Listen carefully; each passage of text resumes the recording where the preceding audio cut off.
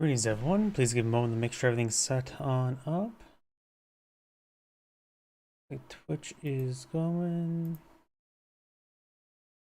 Rumble is going.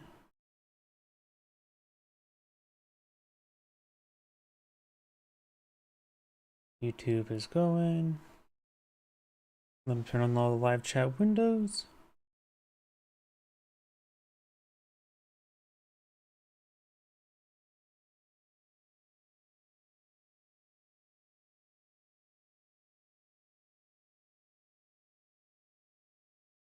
Looks like everything's online now, so let's actually find a game now.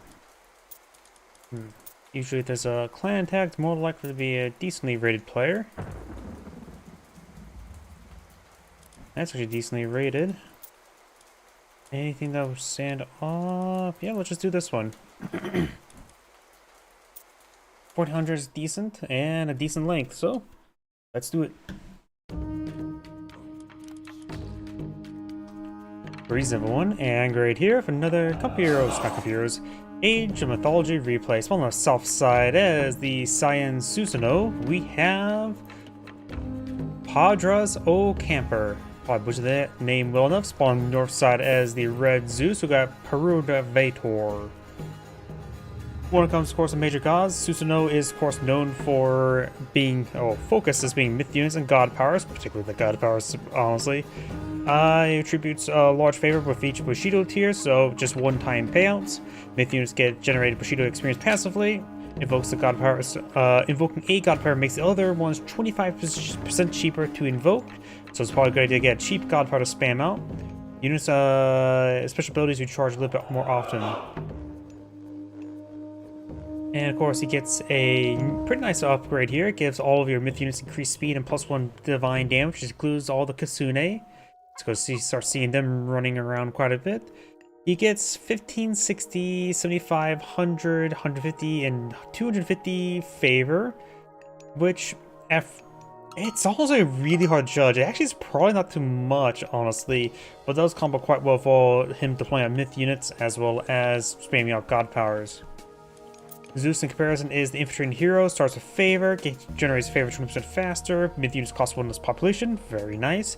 Infantry do plus 6% versus damage versus building, which is okay. Usually a building is either alive or dead, not really in between, just got nice easy clean up and hoplites move faster. And of course the Olympian Parentage right now provides hit points and a bit of health regen. I remember when it used to make them build faster. Let's see, Susanoo, let's see, what minor guards should he eye? We got Inkari Okami or Minakata Tomi. Butchered those names well enough. I'm more biased to an Inari Okami, because you get a bunch of fluffy tails. Swamp Land gives you a very powerful god power. Kappa is to grab instant kill various human soldiers. Jorogumo is actually the least useful thing about part of her, strangely enough. I haven't seen her being massed up all too much. Of course, can give her a little bit more divine poison damage. I never really rate too highly.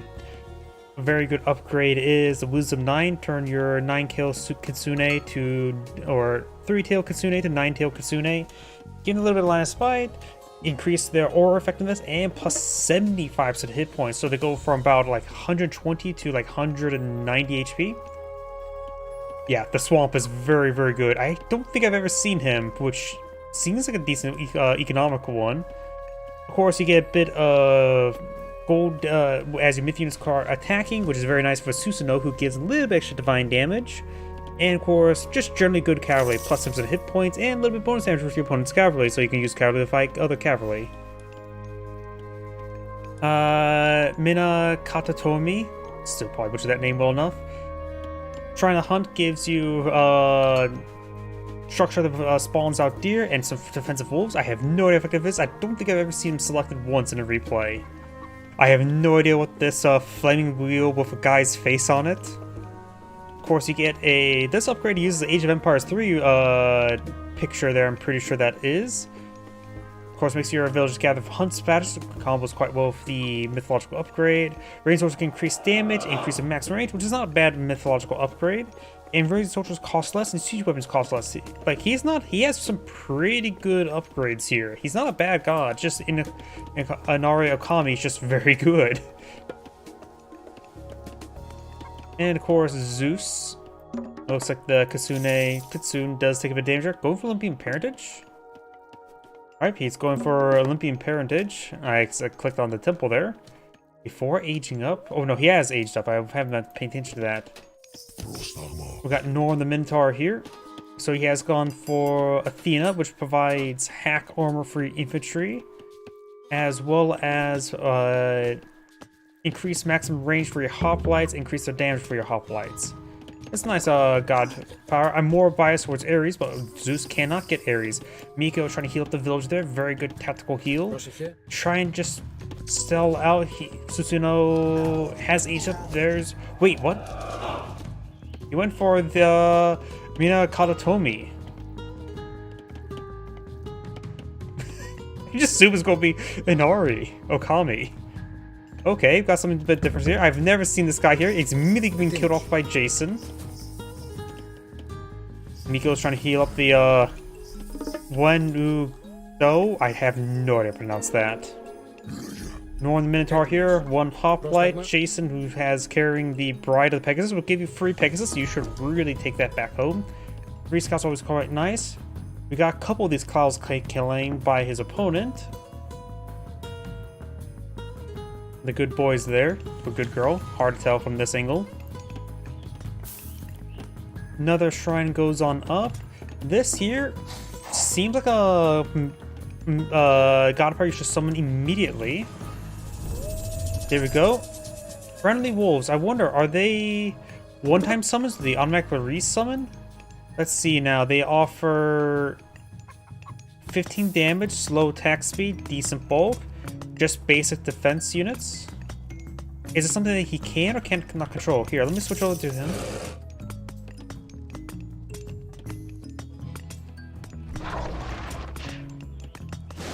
Can't tell. Bolts that.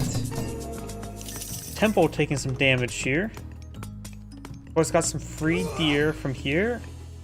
1 samurai deployed in the field. These wolves are not classified myth units, and Susanoo gets additional experience over time by having myth units, and these are not providing Bushido experience.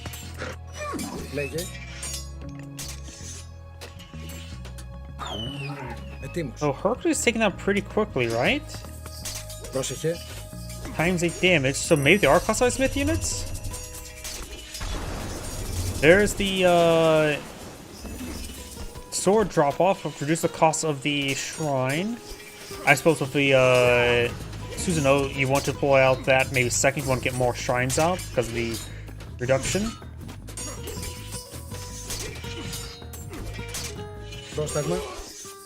Hercules take a bit of damage there. Samurai are good anti-infantry. He's got the Miko also fighting.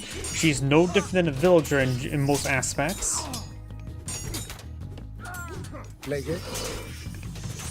Yeah, the wolf took bonus damage, so it is classified as myth unit. And does resummon the wolves. Okay, very nice. And resummons the deer, of course. Huh, so if there are classified as myth units, so should Susanoo get Bushido experience? I wonder if they can be affected. It doesn't have the divine damage upgrade just yet. Will they get affected by the speed and divine damage? Or are they're moving around like a spawn, so they may not be controllable. So, yeah, I'm not sure. Just a lot of questions. Like, should they provide a Bushido experience, or should they not be classified as myth unit? If they would provide Bushido experience, that maybe it's a balanced reason why not to give it to them, because that would generate a decent chunk of experience. Because what, 4 of them spawn down?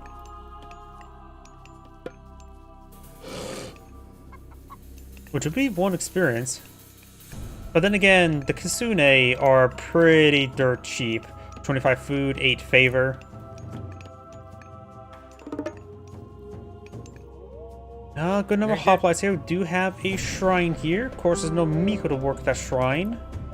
Shrines are 75 wood, so they're dirt cheap.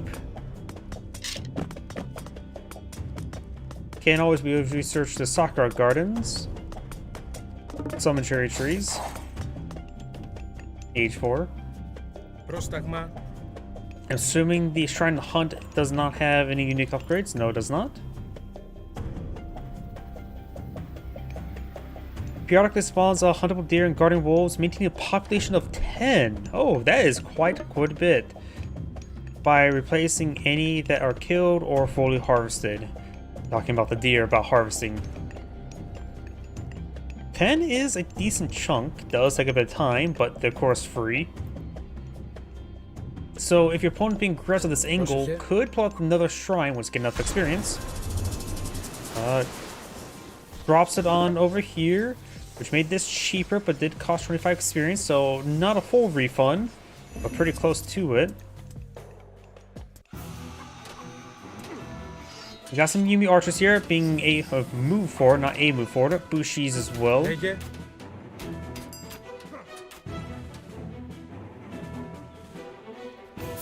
got a couple Minotaur here, not bold Minotaur looks like. Good number of hoplites, not medium just yet, nor medium toxidays, which makes sense because you can calculate when it be cost effective. You need about 30 units on the field before it actually becomes cost effective. Samurai, a good call. A basic ×2 infantry unit, and they of course have good charge attack. Couple Bushi here to focus on the Minotaur.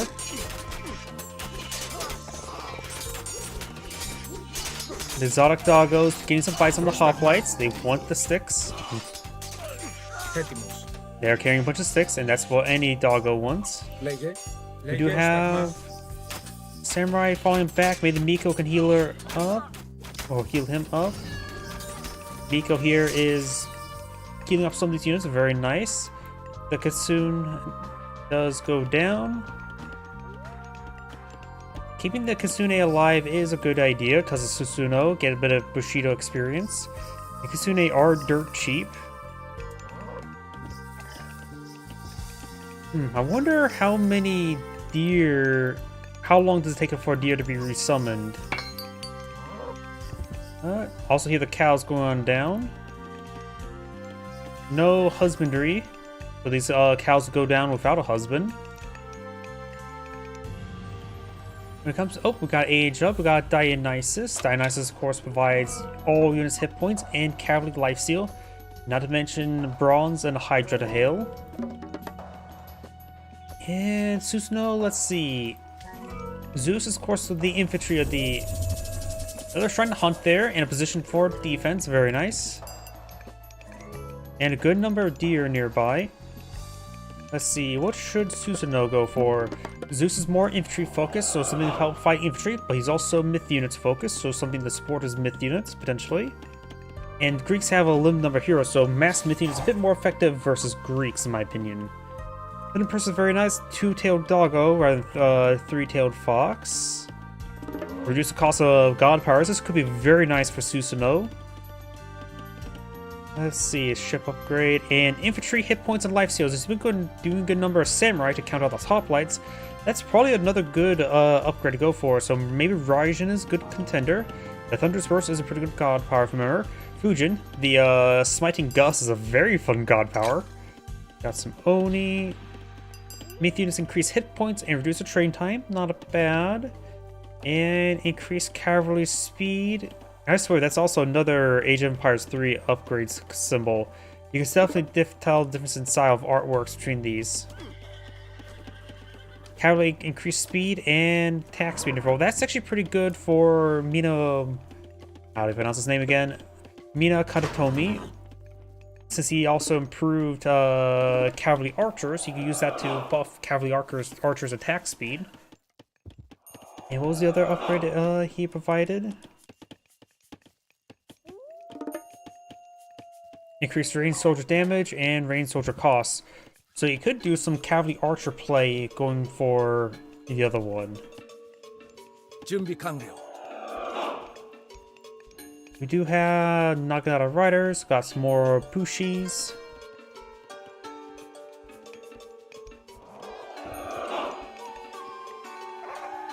Another Kitsune supporting the Naginata Riders.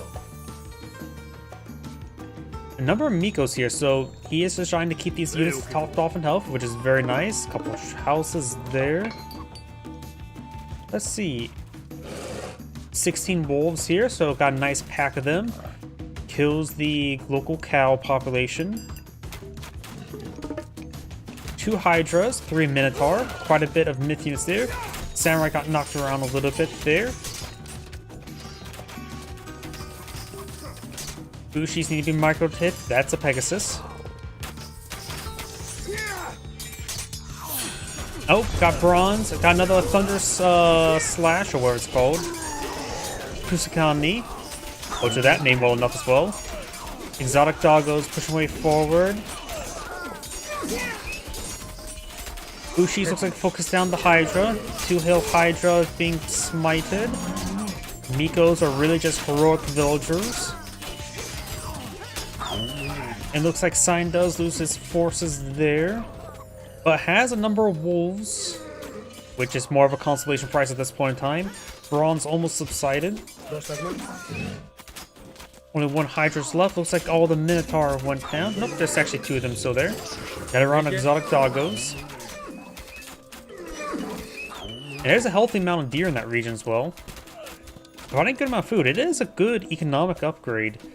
While hunting is slower or faster than farms, of course you can only support X amount of villagers.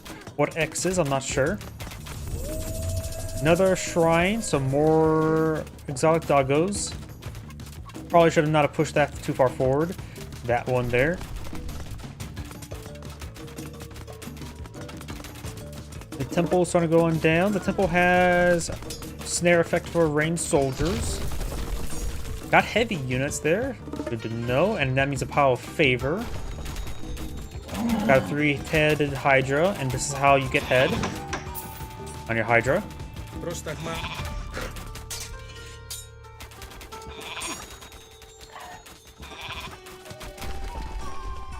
There's also more of the housing there. Susanoo has plenty of population space. His opponent helped him out with that by clearing out a lot of population space. A lot of villagers onto the gold mines, collecting up some berries.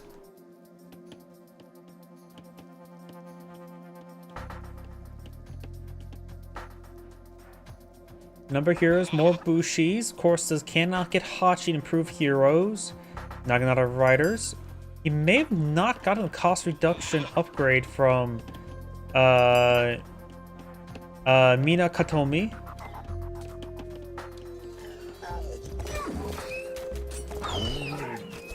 Good number of Naginata riders trying to get to the archer in the back. Hoplites intercepting. Got heavy there. Another drop there. Never so he's still age 2, but he has heavy upgrades, so he's at least able to contest his opponent's age up advantage. Only thing he's missing out is on economic upgrades as well as some compositional units. Wait, he can't get Naginata riders are not available to age 3, are they? Forgot about that part. I forgot he's also still age 2. It's been such a long time this game.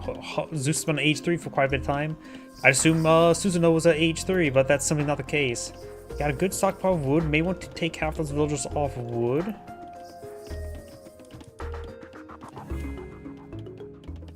Yeah, he has not researched this. It's 10 favor. It's a pretty cheap upgrade. He can avoid it right now, so... And probably would have paid for itself by now, barring the favor cost, of course.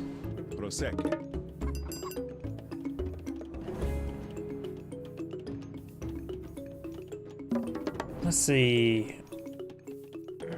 Also been running on 0 myth units, or maybe there's 1 kitsune on the field. He has not really pulled out too many kitsune. Looks like he hasn't even rebuilt the temple, so this is probably not really needed for his current composition.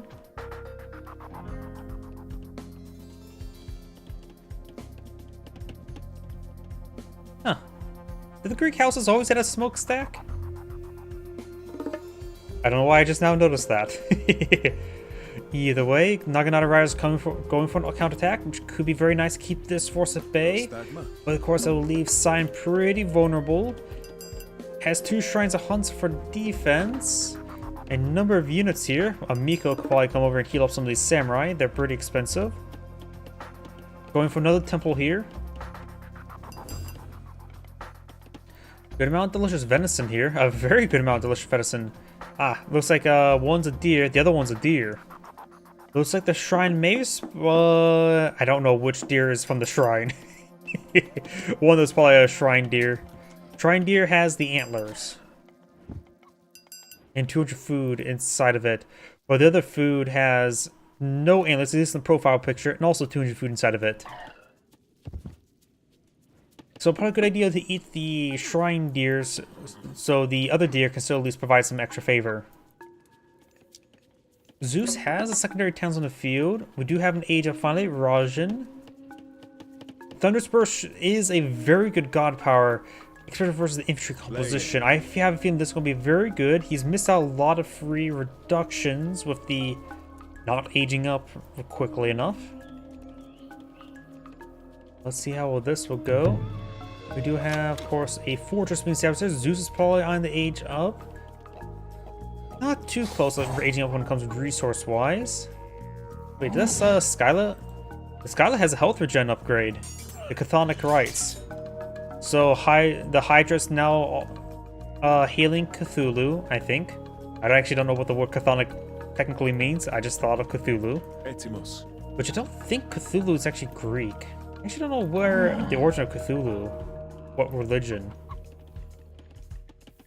He is Cthulhu in a lot of religions, or a lot of depictions, not necessarily religions, definitely depicts him as an old one. But of course, this game with Age of Mythology refers to the Titans as old ones. The four-headed Hydra maybe is a good idea, worth to get Chthonic Rites. It is quite wounded right now.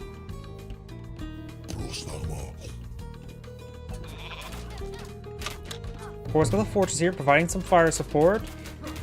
The two-tailed wolf took a little bit of damage there.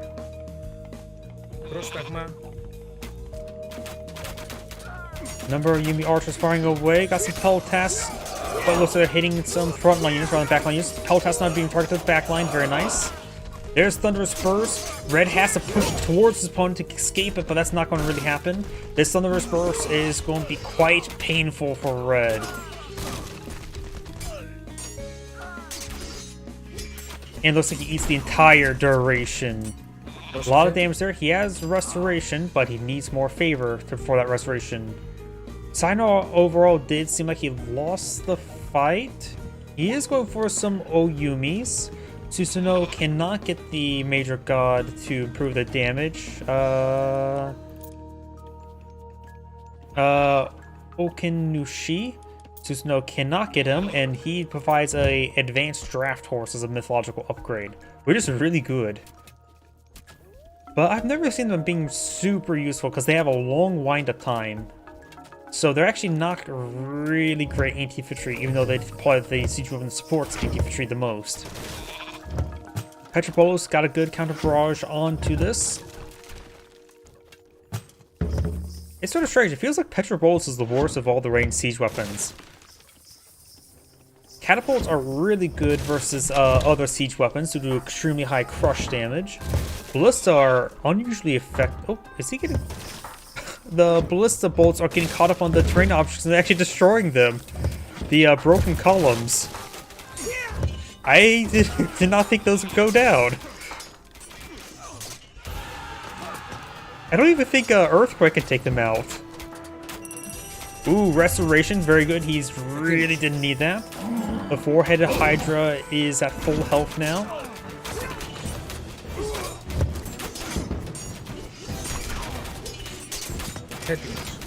Naginata Riders trying to flank, hit the pulse house.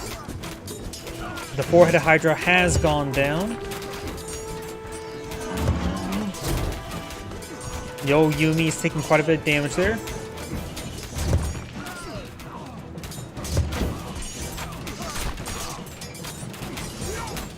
But still managed staying alive. Hoplite staying up. Both the Yumis went down. A good number of the regular Yumis are also quite dead. Samurai starting to fall back. Another Raiju. Or is that the same one? I think that's a different one. Castle taking a bit of damage there. Villagers nearby can start repairing it. Some exotic doggos from the shrines are pushing forward as well. I wonder if they get affected by the increased divine damage upgrade. We know they don't provide experience, so maybe they don't get affected by divine damage? That could be very nice. Sorry you heard that click. Then my drink can decided to unclick.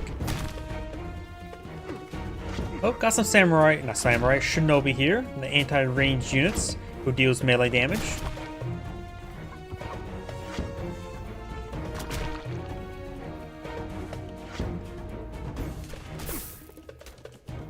Large on there, Yumi archers, Yumi horse archers. I don't think it's gotten that upgrade yet to give them cost reduction.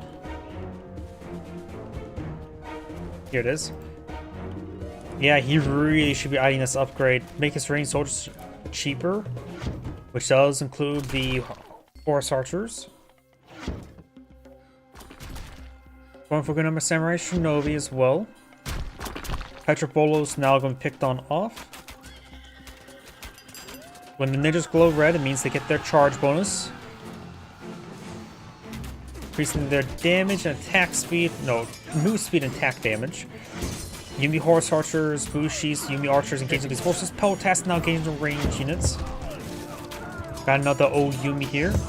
Cleaving through the formation, able to go down the line of these forces, getting some great splash damage there. The old Yumis affect the Age of Empires 2 Scorpions with a long wind-up time.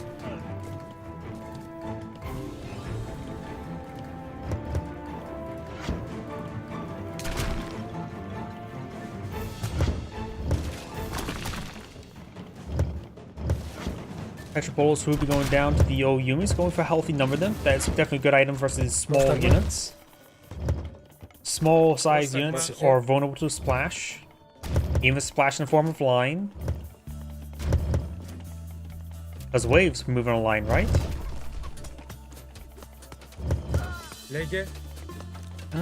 Hoplite there, being picked off. So one of the old Yumis are quite wounded. We do now have Hera being deployed in the field. Hera is of course good for reproduction of Myrodromes. The Lightning Storm God powers are pretty nice. Of course, Gorgon's a pretty good myth unit as well. Or Medusa. They should almost just rename the Medusa to Gorgons, because that's the species name for the Medusa. She's like the race of Gorgon. Not to be confused with Lamia. Lamias are something different entirely. Which also is related to Hera. I think Hera made Lamia kill her children. Is there that historical thing?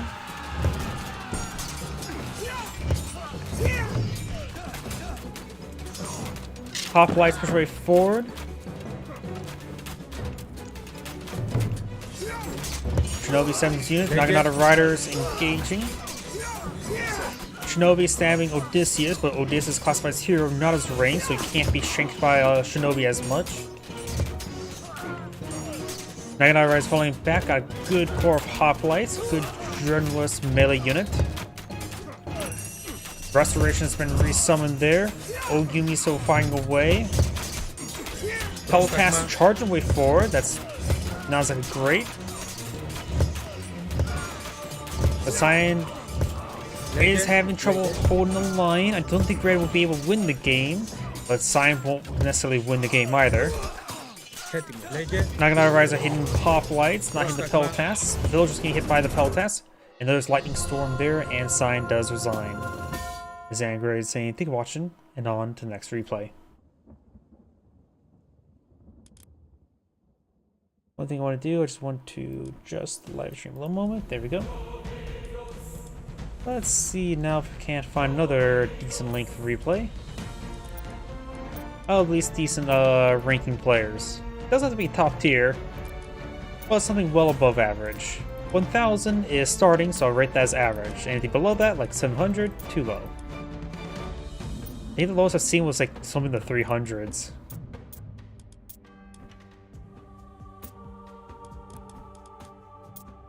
Let's see, any of these names stand out?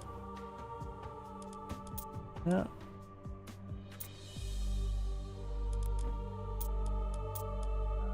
Howdy. When does evening start? Because right now it's 4 o'clock, 4:30 for me. Is that considered evening or afternoon? 1,000. So far that one. Want to try at least for at least 20 minutes. Here we go. Probably this one. That name seems familiar. I've never seen someone below 300. What?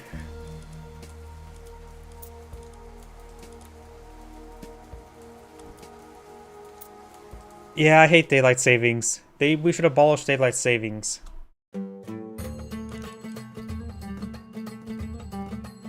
Greetings everyone, and Grade here with another Age Mythology replay. So on the left side is the blue Fuxi, who got Robozo, or Robos. Yep, either way, spawn as a red Zeus, we have Nod. Which is not as great as Nod.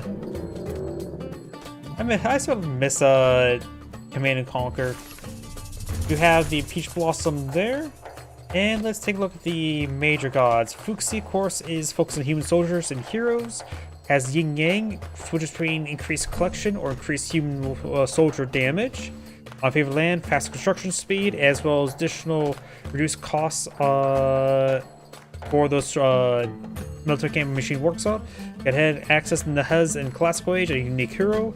An additional legendary hero gets stronger each age. Unique upgrade here, Fuxi grants heroes celestial weapons, causing them to deflect extra divine damage.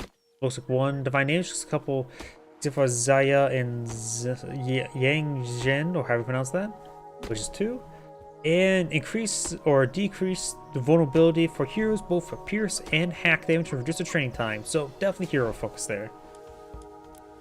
Gotta love it. Most of the simplest things to remove, like daylight savings, can't be overturned.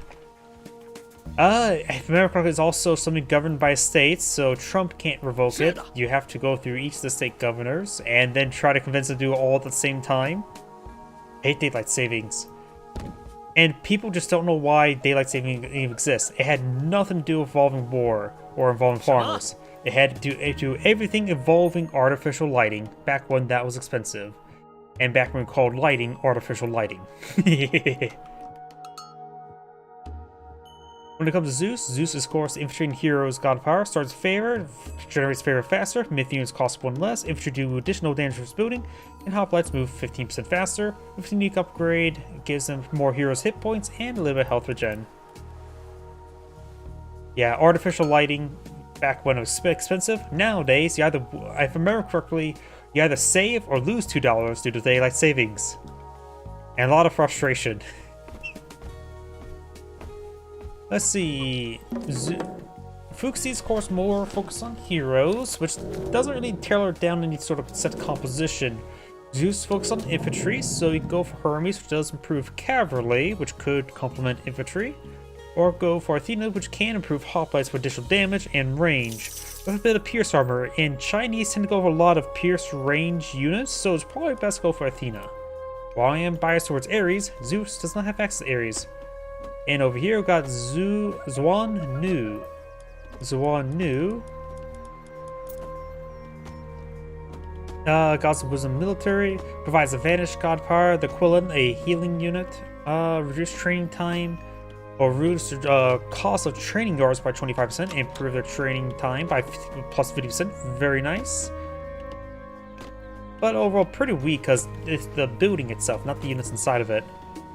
Recognize your fallen troops, spawn a new human soldier, summons a new human soldier within every 5 human soldiers, so you get a 20% rebate, not bad.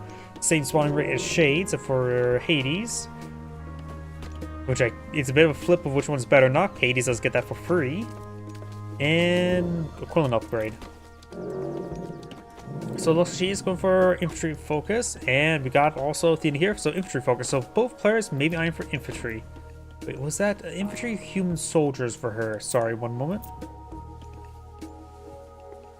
Human soldier, so it affects all humans.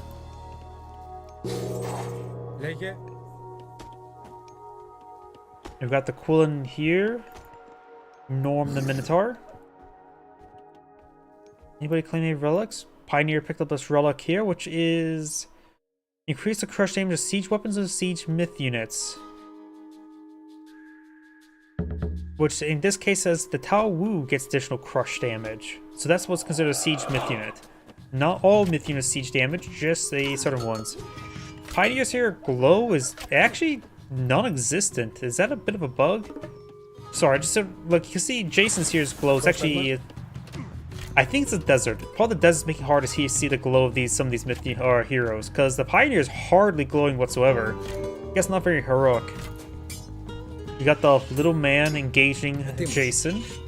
19 damage, slow attack speed, 220 health, 248 health, 9.9 damage, and slightly faster attack speed.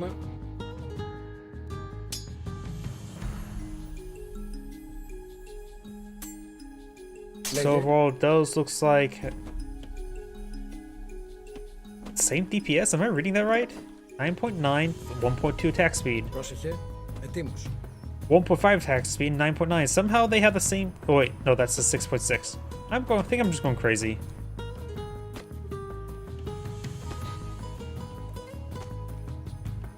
Nezha just got 2 divine damage. Very nice to have.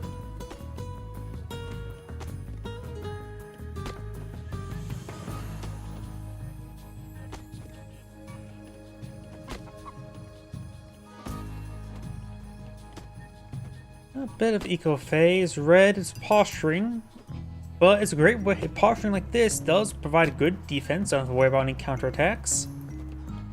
Blue has a decent force here. Pioneer's a bit more of an anti-myth unit hero, but that little bit of divine damage does really help them out. Increase their DPS by almost 20%, which is quite nice. The Quillen does get bolted there. We got Dowel Swordsman here, the beefy frontline infantry unit, which has really no counterpart. It doesn't have high pierce armor like Destroyers or Ulfsarks, and it's like the opposite of Mermello or Ulfsark. If I say Ulfsark, I meant Huskar when it comes to beefiness versus arrows. We got another Quillen in the field. Restoration, a bold restoration there in the small conflict. Takes the Quillen very quickly. Hercules did bop it.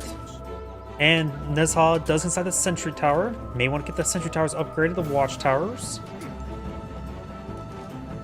And of course, it's not Team Fortress 2, so you don't have to fight against Sentry Busters. Remember Pioneers.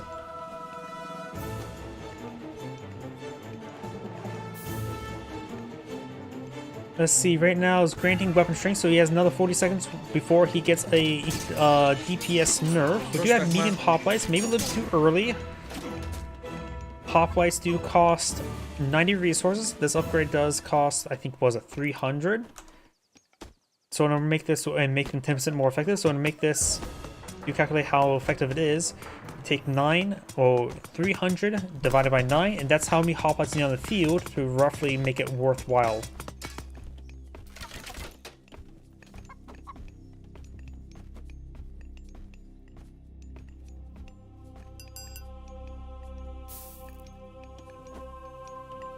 So I think the medium hoplite simply came a bit too early.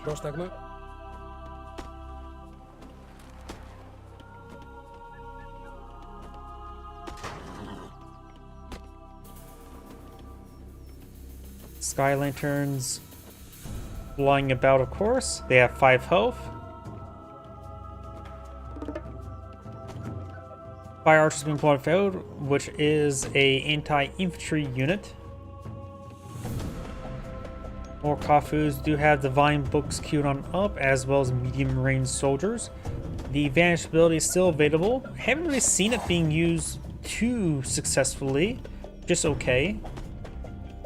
Blues obtained chicken. Oh, looks like the chickens are no longer using a turkey skin for Thanksgiving.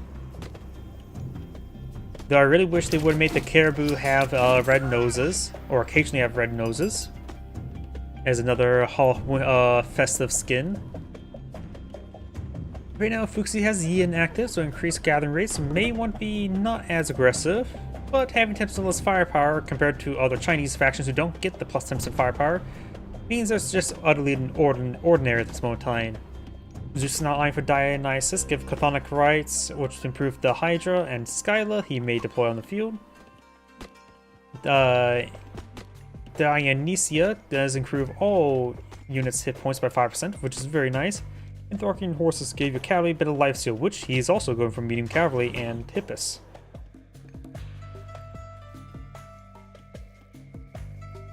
Πρόσεχε. Both players still have 1 towns at the moment. Dionysus has not started, it's very far away from gold. And let's see, what could Fuxi go for? Gomong or Nuba? Gomong provides the force protection, occasionally snaring units around a certain building. The Taowu is the siege unit. It's very slow, unless it's not. Maelstrom. Let's see, that looks like a naval upgrade. Hooves of the Wind gives cavalry more hack armor, increases speed, which could make their counter units, the Prodromos and the Hoplites, less effective versus them. Charge damage and increased gathering rate of wood by 50%, not bad. House now functions as a wood drop site and summons a free tree, so you basically have easy, safe, infinite wood, which is not that important, honestly. Rarely ever you run out of wood, but the games you do, that would be nice. Nuba, I don't think I've ever seen her selected. Provides drought. Target area to spread drought, which makes enemy buildings far easier to destroy and prevents all construction and repairs. That's a pretty weak god power.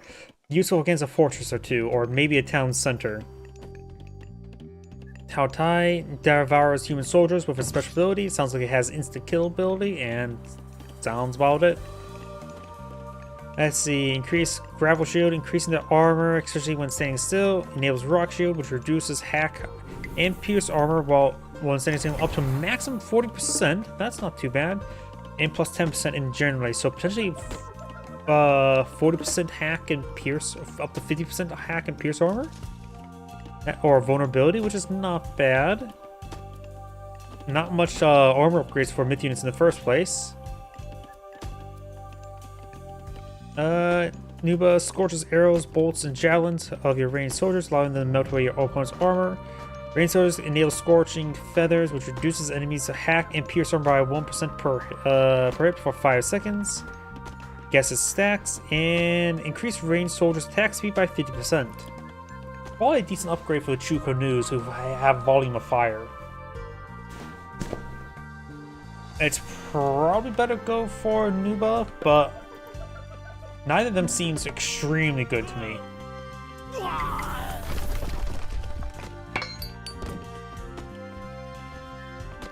Got a good number of hippos here.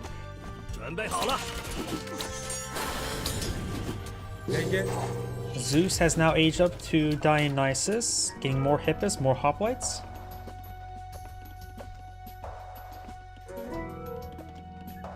Yeah, Nuba's probably the better option.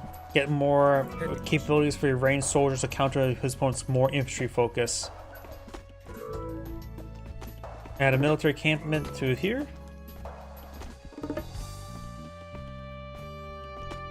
Machine Workshop, of course, can provide Shukunos and Fire Archers, and not to mention the siege weapons. I find the Axe Cart as a column set as really, really stupid. I hate that thing. 8 damage arrows, not too great. How expensive is that upgrade? Oh well, didn't check in time. Maybe I'll find another structure like it, like this one. I guess can't see how much it is. Oh well. He is going for the Gulmong.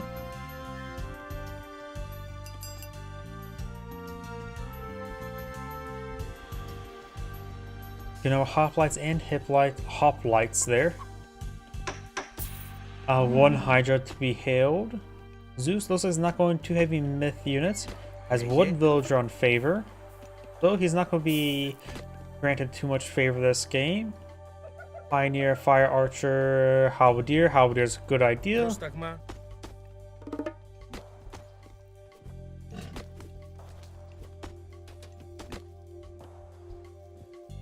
suppose it is 8 damage times 2, which is probably the same as the watchtower at the moment. We do have a dock here, maybe trying to get the free myth unit, most likely. Bronze has been summoned, vanished there to escape, but it looks like not only are camouflage, or since they're in melee range, they get revealed. Since camouflage is not really building the game, I don't really know the exact mechanics of it in Ancient Mythology. But taking a lot of free losses there does save some of his force. Another pull in there. More fire archers being summoned. Another pull-in. Does manage to fall back to the town center. Bronze still active. Gets inside the town center.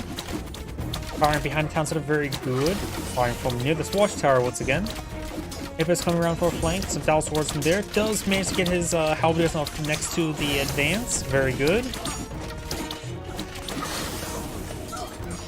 Pops out his ranged soldiers on the far side as well. Good micro there. This ground force starting to get ripped apart though. Maybe a little bit too many pioneers. Sure, he gets +1 divine damage. But I think that's maybe a little bit too many pioneers in the moment field. Looks like red was getting a bit too much to run around, and blue does have a successful defense.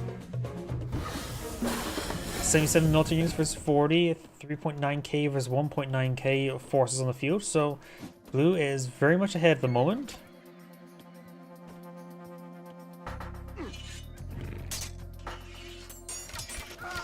Couple coal in the field, more hippos there. Umong research, copper shields as well.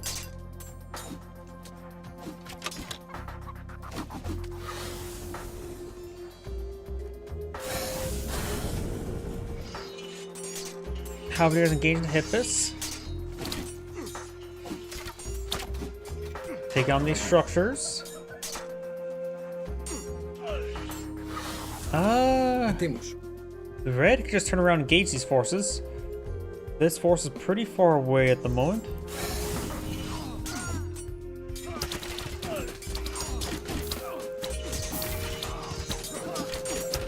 More fire archers, more Quillen. Gotta age up. Yin is almost complete. Gang in 200 seconds. Oh wait, no, it just started. Green, it doesn't increase green bar, decrease green bar, so Yin has just started. There's Tao Wu there. Some of these monkeys are going down. Bolts the Tao Wu. That's probably a good idea. Take out a siege weapon as it's already hit the town center. Good use of bolt. I'm pretty sure that was bolt number 2. The first one was on a Quillen.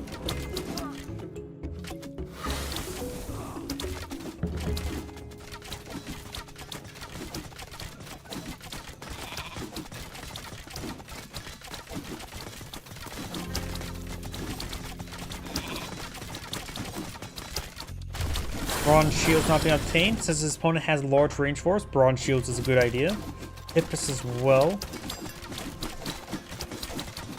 The thing is, fire archers and pioneers are more counter units rather than standard units, so Zeus can just straight up go for his own Toxdays and fight them evenly. Pelt has to be a good counter unit.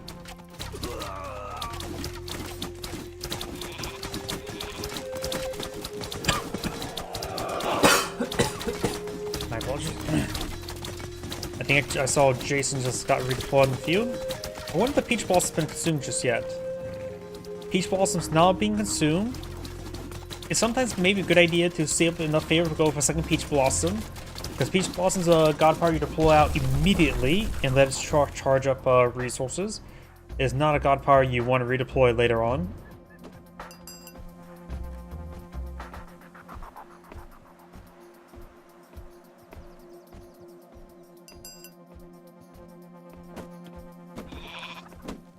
It can also be tasked to other resources as well.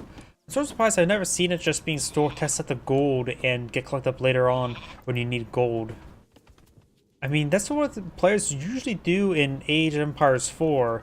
The French has a landmark, a special building called the Guild Hall, which people first give a task of food, then later on they task the gold for in the extreme late game when all the gold is consumed.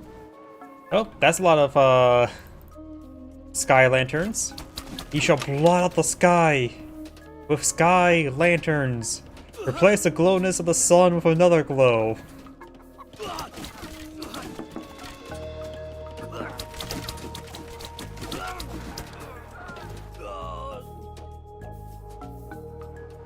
Let the villagers panic in fear as these fall down and not light stuff on fire. Just ignore the fire. That's a good number of Quillons. Has he got the upgrade of the Quillon? Doesn't appear they got the upgrade of the Quillon yet. The Quillon upgrade, I think it's just a healing support upgrade, not a combat upgrade. Let's see. Increase our heal rate by 50% or area heal modifier rate by 5. And adds 5 radius to the max for the healing. So, not great. Skylights explode when destroyed. Damage nearby enemy units. Why has he not gone for that yet? I forgot that was actually an upgrade. He has not gone for that, so... No Sky Lantern bombardment.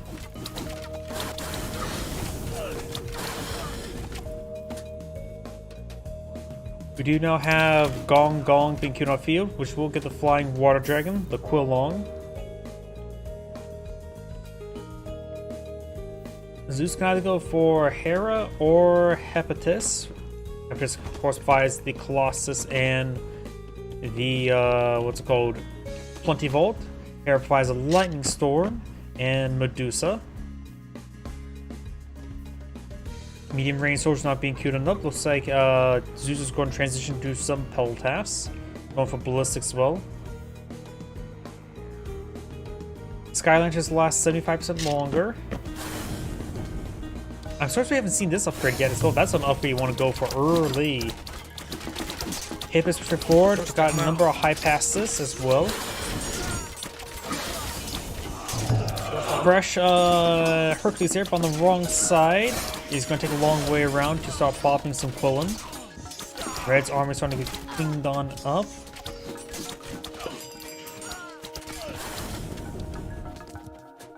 Zeus is just having trouble maintaining army.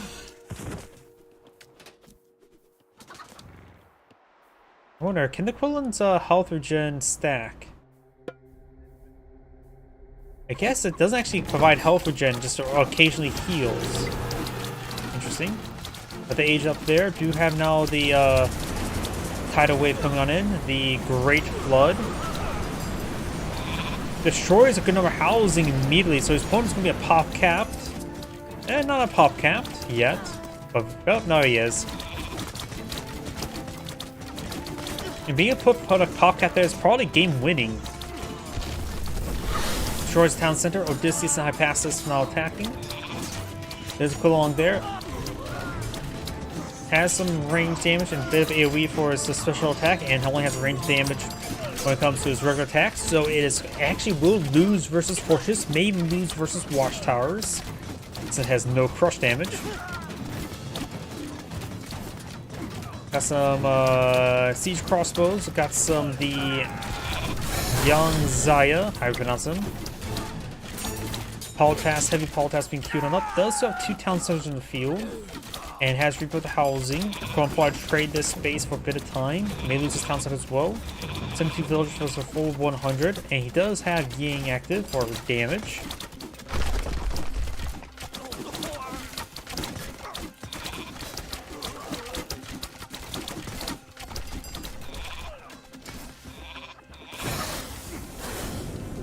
Bit of immolation there on the Peltas. We got some of the heavy tiger cavalry engaged them. They do get bones versus range as well as cavalry. Use hoplites to stab them.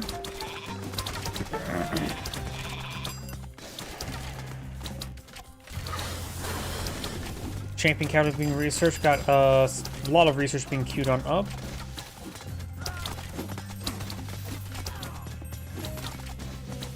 Giraffes being interrupted.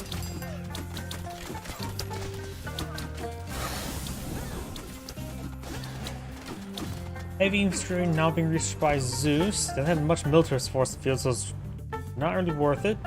Backing on off, going for the town center looks like. Down south, Red has quite a bit of infrastructure here. And some farms. Zeus going for a good number of farms as well.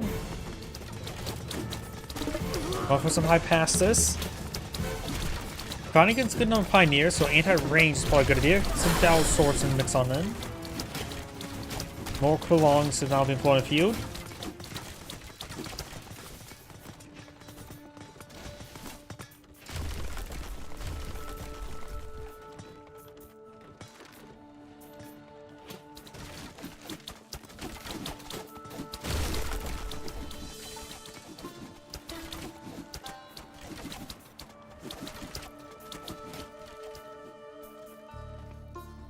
Cavalry heading down south, some exposed villagers there.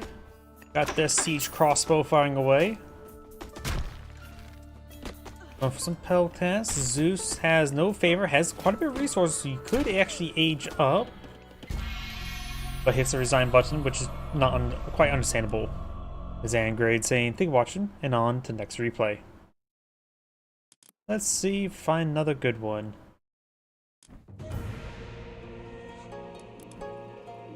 Let's see now.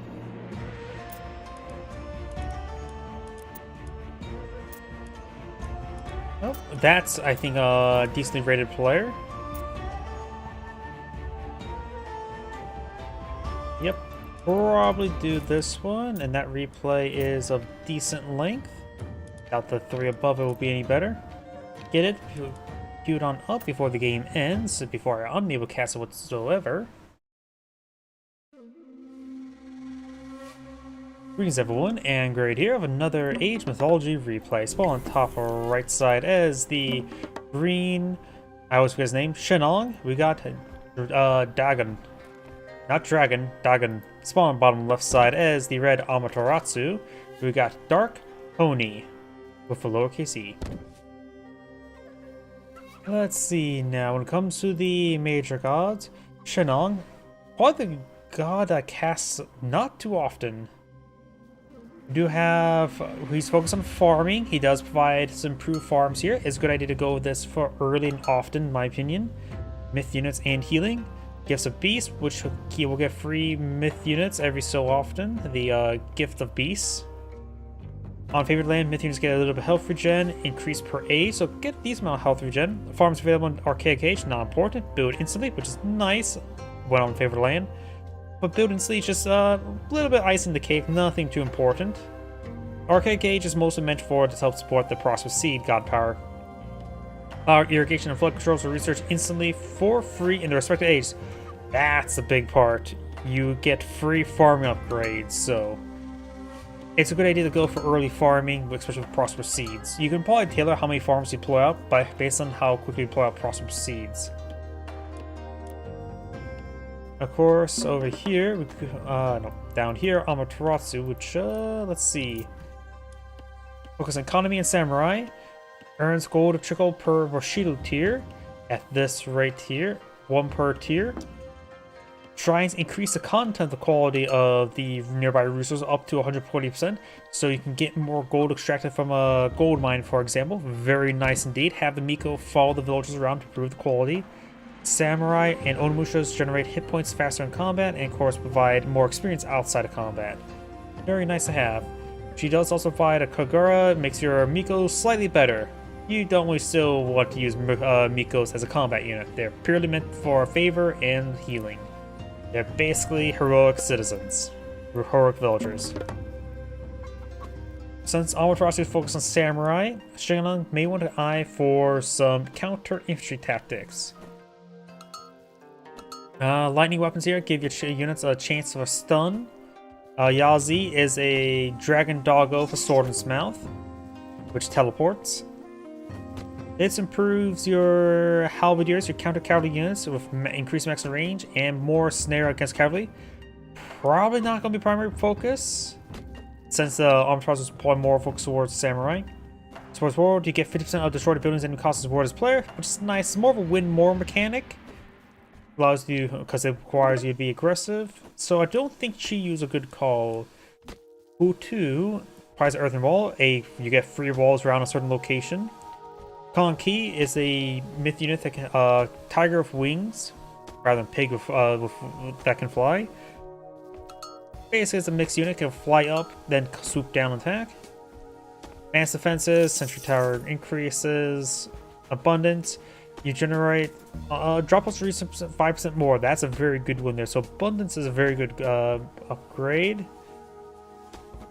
And villagers build work rate for buildings and build work for settlements 10%. Not too great there.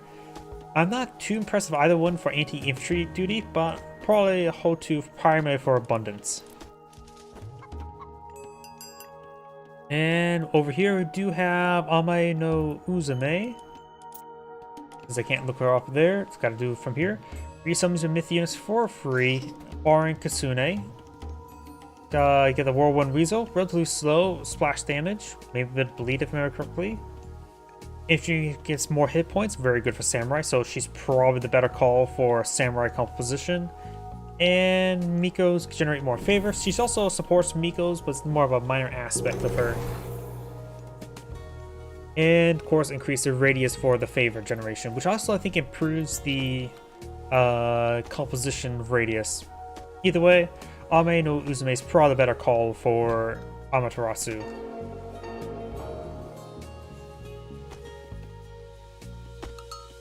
And over here we do have the Chiyu. Oh, Whirlwind Weasel does slice Yazi. You see a bit of bleed damage there. 12 damage, fast attack speed, so 17 DPS versus 1.2, which is 13.3, 300 health, 40, 25 hack armor versus 40, 4-point movement speed, that's pretty slow, and versus 5.3, which is reasonable. So the Kamamatachis are definitely a good combatant and can be respawned for free. With this one here, this should be deployed out immediately. Does get deployed out well enough, soon enough. And Amaterasu can be highly aggressive with her myth units, because they will be redeployed for free. But it will take a bit of time. With these three Whirlwind Weasel, that's maybe all the myth units you need. Got a single Kitsune here, would help with the movement speed of the Kamatachis, improving its movement speed up to 5 to match Chariot Archers.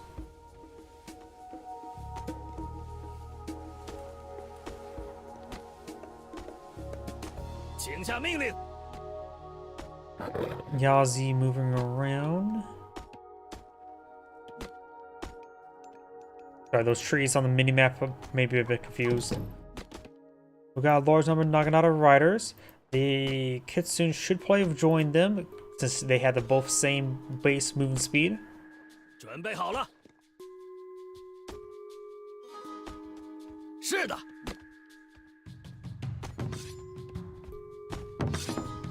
Military camp does get inside of the sentry tower. Does bring the terracotta warriors or riders. Basically a quick summon militia. Definitely something out of Age of Empires 3's books. And this one is getting snared a little bit. And they do have good movement speed as well. 6.5. Perfect for pursuing cavalry whose base speed is 6. Unable to escape with this one. Terracotta riders are disintegrating. Do they end their health at 1 or do they actually die at 0? Can't remember. They do retain 1 health like Age of Empires 3 Militia. Here comes the Whirlwind Weasels. Oops. I forgot I still have the hotkeys enabled. I use WASD in order to move around the camera to keep easy tracking. I sort of like this. It's easy to move around the camera from my WSD rather than trying to slam the arrow to the side of it.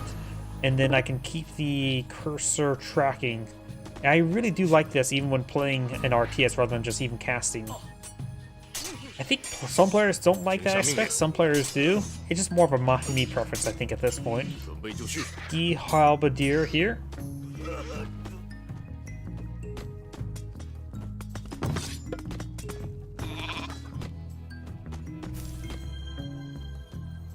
Process Squeeze has been summoned on those 2 farms, which I believe that was the first section. There, Prosper Seed's a pretty cheap god power to resummon. It's at 5 now. The That appears to be first two. Additionally, villagers on the prosperous seeds are hidden there, so it makes them pretty safe there from raids. Not perfect, but safer. In comparison as well, right now they're collecting at a rate of 准备好了。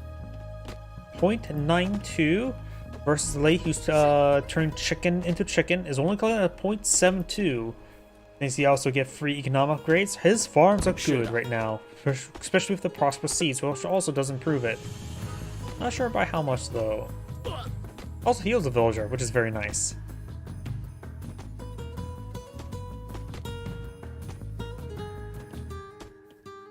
More halberdiers being employed in the field, very nice. They have 5 movement speed.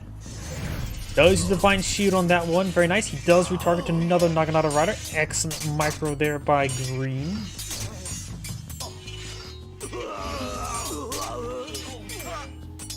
Of course, the Naginata Riders here in good numbers. And he does have a mythological upgrade to improve the Geek Halberdiers, give them +1 range and more snare. How much does that upgrade cost? Not Machine Workshop, Military Camp. 100, 115. A bit of expense on Favor, but not too terribly expensive. In fact, he can afford it right now. Probably a good idea to go for it. Even if the Halberdiers are not, this one I'm not going to be finding too many cavalry units in the near future. At least a +1 range could be very nice against everything else. Let's see. What should both these players start aging up towards? We got Nuba or Roshu. Or Roshu? Roshu? No idea. Which does provide Fairy Beast, which is a temp or quickly summon basic units that cause poison damage. A unique trade unit as well. I think it's better. I can't remember what's unique about it. Bahu, and provides powerful strikes that sends units flying. I guess sort of like the Battle Boar. Battle Swords can increase Pierce Armor, which is very nice to have. Let's see, give infantry units +1 divine damage, and increase their infantry unit bonus damage versus myth units, which can be very nice. Over here, got the Drought, makes buildings destroyable. A pretty weak god power, most likely. Tao Tai gives, sounds like has a instant kill ability. Can't remember off the top of my head. I don't think I've ever seen her actually selected. This gives your ranged soldiers armor stripping capability, which is very nice for your Chuko news. And as well, he's fighting against Amaterasu, which is going to be more focused samurai, so he's going to probably have range focus there. So this could be a very good upgrade there. It's increased pierce armor, which samurai don't do pierce damage, nor do shinobi. Yeah, I think Nuba may be a little bit better at this moment in time. But it can go either way. Naginata Riders gain some good damage on these villagers. Over here we do have Rajan. He has Thunder's Presence, which is a pretty good AoE god power. Den Drums, increasing hit points and lifesteal on infantry units, which is very nice, particularly to go along for samurai. What was a Henya Mask? The same difference. And another one, yeah, I think it was Den Drums provide reduce the cost of invoking god powers by 25%. Amai no Uzume provides 10% hit infantry hit points. He provides 25% hit points for infantry units. So definitely going to be seeing some beefy samurai among other things. So Fire Archer is probably a good item to really focus on. Chuko News could be a nice unit there. Whirlwind Weasel eating the Tao Wu, who is a living siege weapon. We got from the Gift of Beasts. Samurai ripped apart the Halberdiers. Divine Shield on one of the Naginata Riders. Tao Wu getting ripped apart.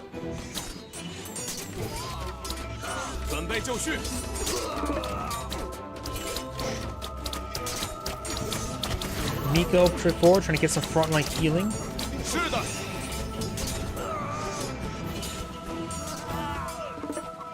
Brain Depth should be eyeing for more fire archers.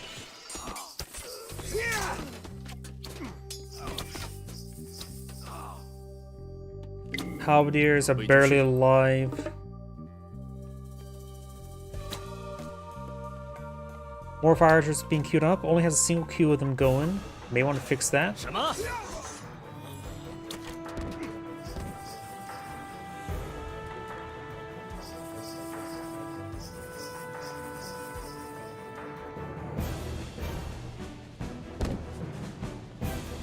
Bushido experience really generating pretty quickly due to the number of samurai. 1 experience per second. Times 12. 请下命令。 Still has access to these stunning weapons and probably needs to start eyeing to really get process speed seeds going. I think green should be doing that more often. Additionally, this map just reminds me of the campaign tug of war map. Really hard. Like if there's like a green version of it. Sure, it's shaped differently, but it does feel like the tug of war map.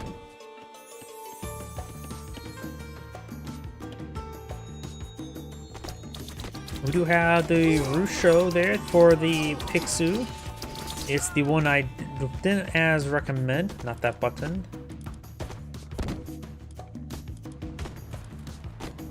Which does provide the increased pierce armor. Infantry gets divine damage, which is nice.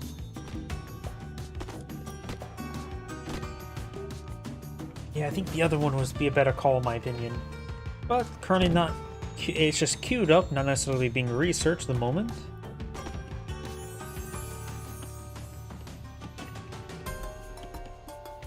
Over here we do have the weasels weaseling their way into his opponent's base. Not really though. Only 2 pioneers here. The halberdiers do take a bit of damage. Another pioneer now deployed in the field. And these guys will be redeployed. Losing them is not a big problem.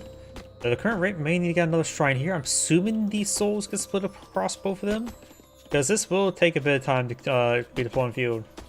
Stone wall being researched. And we do actually have Rusho being researched as well.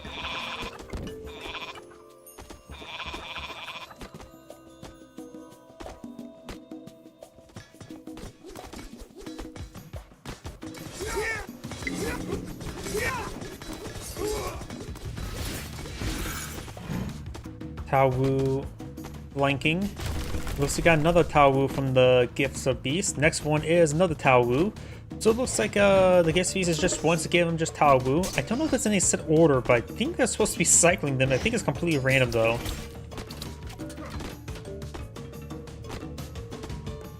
Can't say if this is a good or bad spawn. Probably bad since they're living siege weapons and he's not being aggressive enough for it. Got the age up there, so next one will be a Tao Wu. Has to cycle all the way through. Of course, this is the Fey Beast ready to deploy in the field. There's H up there as well from Amaterasu. There's the Fey Beast, voicing all the samurai. Thunderous Burst thundering on in. Of course, this is the initial radius. The next one does reach out to here. These fire archers are going to get hit. Fey Beast getting a good amount of poison damage. Knocks around quite a bit there. Both sides took a lot of damage to the opposing god powders. It does feel like red isn't a severe advantage, and not to mention has also nearly twice the value of force in the field. Green may want to be a bit more passive. Though killing off a Miko is a high priority target for the wounded units there, but passing all these units there.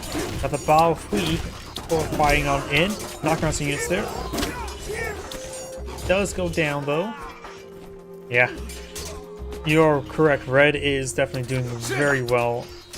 Heavy units been researched for free. Also, Amaterasu is getting a decent amount of gold income. Right now it says 2.5 per second. More samurai, more of the whirlwind reasons being resummoned. Got the levy, fortified towns and bronze shields and plates. Over here we got copper shields, ballistics, husbandry. More Kafus, more fire archers. Definitely need to go for more of the fire archers. Let's see. Ballet. Maybe White Horse Cavalry could be nice. Good against ranged soldiers, but maybe not. Heavy cavalry is good against range and cavalry as well, so neither of them are anti-infantry. Other than fire archers, what anti-infantry duel does the Chinese have again? Here's the military camp. Battle swords in just front line. Javelin is anti-cavalry.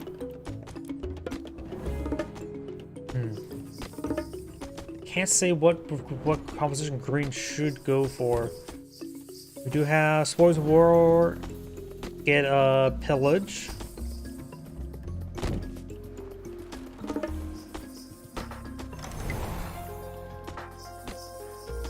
Maybe not gonna riders being pulled in the field. We do have another Bao Hui, how you pronounce it, now being pulled in the field.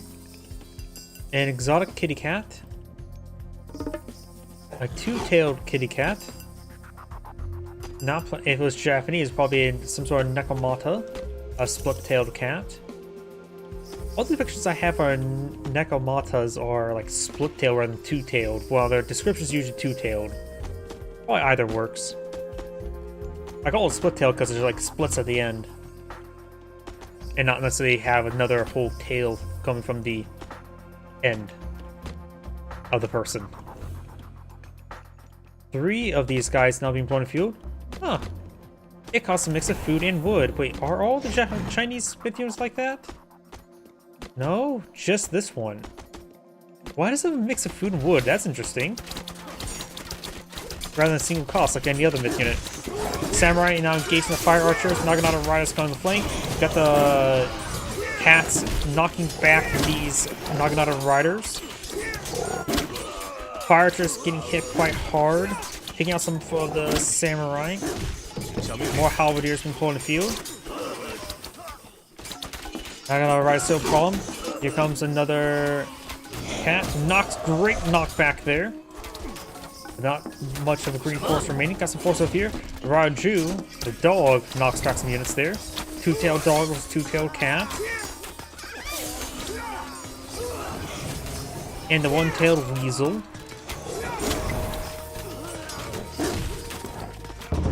Fortress under fire, but no real siege damage there. So this could be safe. Fire just getting some free damage on it. Got another Naginata riders up there. More Bao Wei's being put on the field, so had a healthy amount of favor to summon them. Next one is ZQ, which is, I think it's a flying firebird. There it is.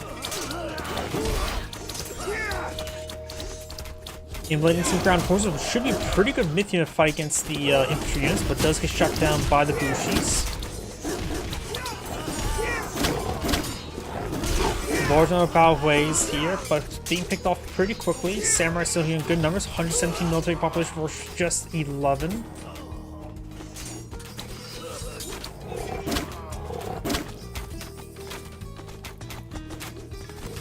Not sure how Green's going to try to get back in the game.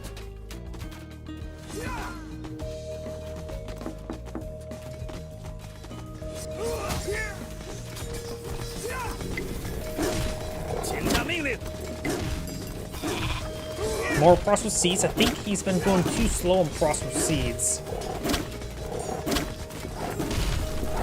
There's also a good number of these goats. Goats, of course, the goat, and they're fully fattened right now.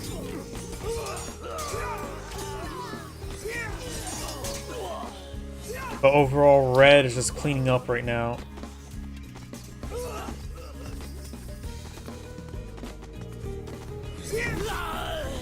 Green still has a town center, which actually nothing about that's not really green, but more of a turquoise. Oh well, or is it mint? And that's not really important at this moment. You also have now champion now deployed in the field. More fire archers, more of the Bao Wei. Exotic kitty cats. Jumps on in, knocks back some samurai.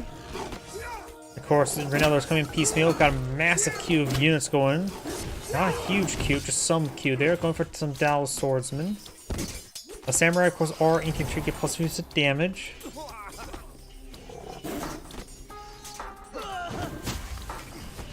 And I don't think green can come back. Yeah, I think red should have gone a little bit more heavy in the fire archers.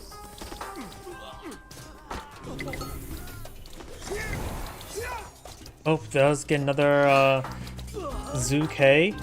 And there's no Bushis here to engage this one. Kafu taking some damage.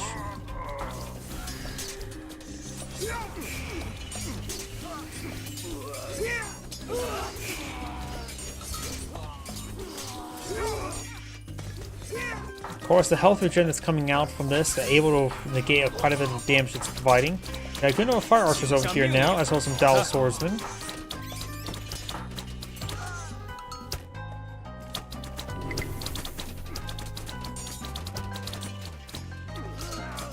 Looks like red may have claimed some of these goats.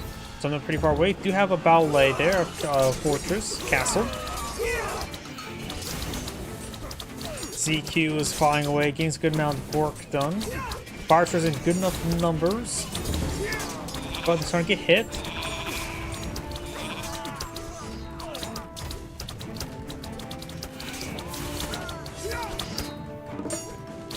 Green's villagers heading back on home. Green still has 90 villagers, there's 99, so not doing too far behind economy. Got more cavalry here, so needs to get out more halberdiers. Has a number of halberdiers at the moment. Battle swordsman could be a good generalist unit to mix on in. And going for a ballet could give him some counter cavalry units there through the entire horse cavalry, which is also one way to counter samurai. Not through bonus damage, but just not receiving bonus damage.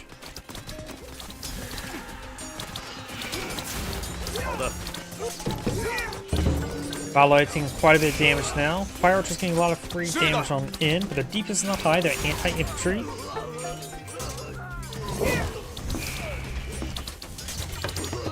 Somehow the Central Towers fit 3 of these guys. Well, that's Age of Empires logic. You can put a bunch of elephants into a transport as well.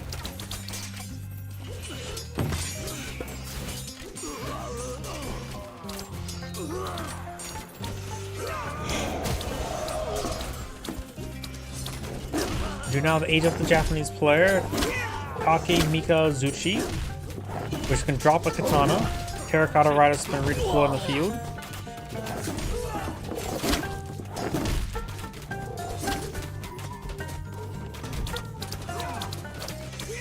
Terracotta Riders think are the same as regular cavalry. They at least do have anti-siege and anti-range damage go along with them.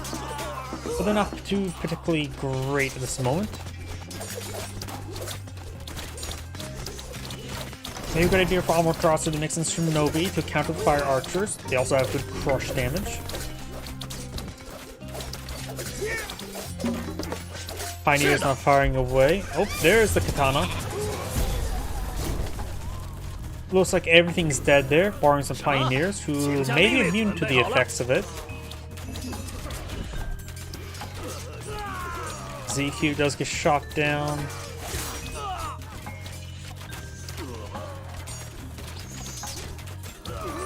Iron upgrades, more fire archers and pioneers.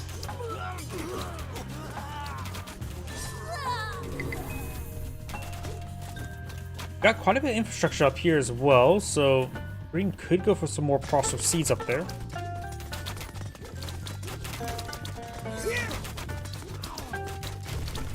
Aegon could try and save out some lightning weapons, not sure. More samurai and bushis in the build queue. Nope, and there's the Asura. And green does go ahead and resign. This grade saying, "Thank you for watching," and on to next replay. Depending on how long the next replay, this next one may be the last one for tonight. See ya. Get some good rest or food.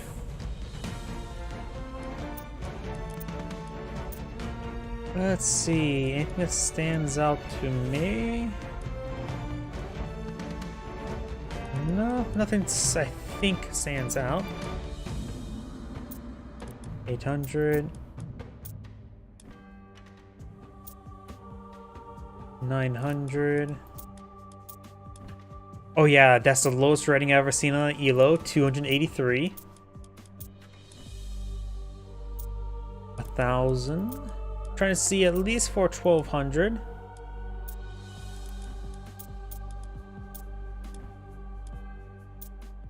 That one should do. 21 minutes. Try to see at least a decent ranking game above 20 minutes. That's generally what I try to aim for. Longer games are better in my opinion. Or more likely to be better. Greetings everyone, and great here of another Age Mythology replay. Small on top left side as the blue patron goddess. Can't say that name because it may get flagged. We have Gartic Phone, which is not a garlic phone. Small on bottom right side as the red Freyr. We got Balnick, I think. When of course comes to the major gods, the patron goddess is focused on technology. Town centers and citadels support 5 population. Monuments shield against scout powers, provide divine protection. Empowered monuments heal nearby units in 50 range and generate 100% more favor. Very nice. Technology costs a simple 10% less. All of us cost 5% less gold and are built faster. For her mythological upgrade, you get 1 food trickle, which is very nice. Prosperity is a good god power to collect up a lot of gold to switch into farms if needed, or into a town center. A lot of utility since the Egyptians focus on gold for their structures rather than wood. Which also does combo quite well with, let's see, where's the upgrade I'm looking for? Oh wait, that's right, she doesn't have access to the minor god to provide cheaper farms. Oh well. When it comes, of course, to Freyr, he is, of course, the technology and defense god power. As opponent god power, Gillen Persetti gets more powerful per age. Technologies cost 50% less rather than 10% less, but takes much longer to research. I see that's a good trade-off. Hill Force and Hill Fort units are have plus 10% damage. Very useful for Ballista if you want to go for a large number of them, in my opinion. Repairing the freeze and dwarves and gatherers can repair as well. His unique myth upgrade provides all units 10% hit points, but has quite a high cost, but gets cheaper per technology research. Neither of these major gods promotes any sort of singular myth unit, so they both have to rely on their age ups for particular compositions. Oler does provide Asgard and Bastion. He's more likely to be the one selected, or we can go Freyja to focus on cavalry. Cavalry get additional speed and hit points here, and your Goaty get additional 10%, or heroes get additional 10% hit points, and enables a Goaty early. Asgard and Bastion is of course an early hill fort, which is very nice to have. And of course you get upgrades to make them cheaper, and enable the battery ramps early as well as the Huskarl. We go along with the Huskarl, I should say. The patron goddess can go for Anubis or Bast. Anubis does fly the Plague of Serpents, which is an okay god power, not really that great. Monuments makes your villagers gather favor even faster, since she has, which could be very nice since she also provides more favor generation. And Serpent Spear, which gives spearmen poison damage, and I have no faith in poison damage since it does like 2 damage over 6 seconds. Not very good. I do not like this upgrade. Do not go for Anubis for improving a spearman. It's not worth it in my opinion. Over here, Boss does provide the Sphinx, the Egyptian Sphinx, as opposed to the Greek Sphinx in mythology-wise, which I think both are do riddles, but I think that's actually more of a Greek Sphinx aspect. Eclipse improves all your myth units, as well as increase the favor your monuments generate favor, which is also quite nice for the patron goddess. Cats.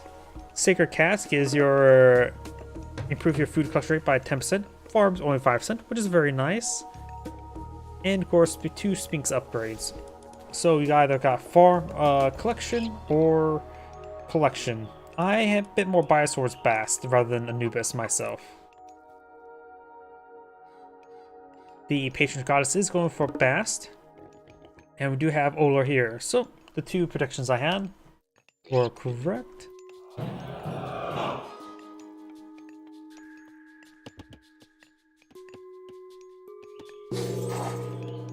And the Sphinx can be a very nice myth unit. Does have a pair of upgrades go along with it. Increase hack and crush damage and hit points, as well as speed, hack, and crush damage as well. So the Sphinx can be very nice. Has a little bit of crush damage. Does get quite a bit of power if you get both those upgrades. Plus 100% crush damage, so increasing up from 9 to 18, which is very nice to have. We've got some Hersiers who employed in the field, as well as the free Draugr. Draugrs have piercing projectiles, which is honestly only really good if you get the upgrade. He kills off chickens there, so got some rot now. The Sphinx need to fall back to a priest, get healed on up. You can see where he's mainly moving the Sphinx here. Just keep an eye on the flag. Though honestly, in order to move the Sphinx around, you should use a laser pointer instead of running on a flag. Taking time to kill also the water bison. I don't know exactly why.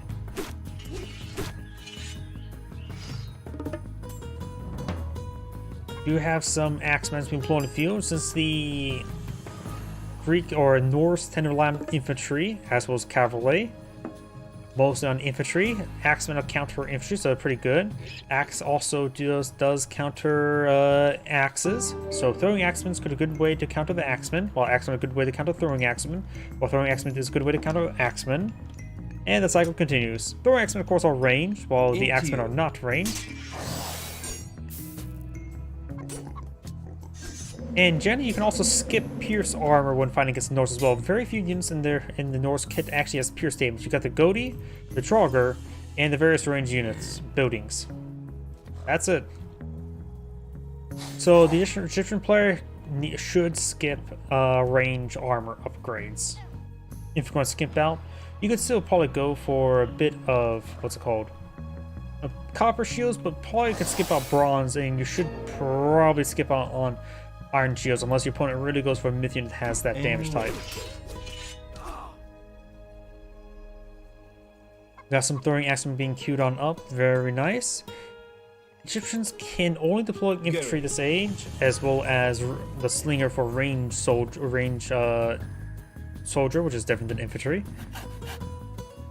So it's not uncommon to see Egyptians go for a fast heroic age just to get access to the mounted units. But right now, the Norse are just focus on throwing axemen, and the Egyptians are focus on axemen. Hersier is still a good idea, just get some favor generation, but still.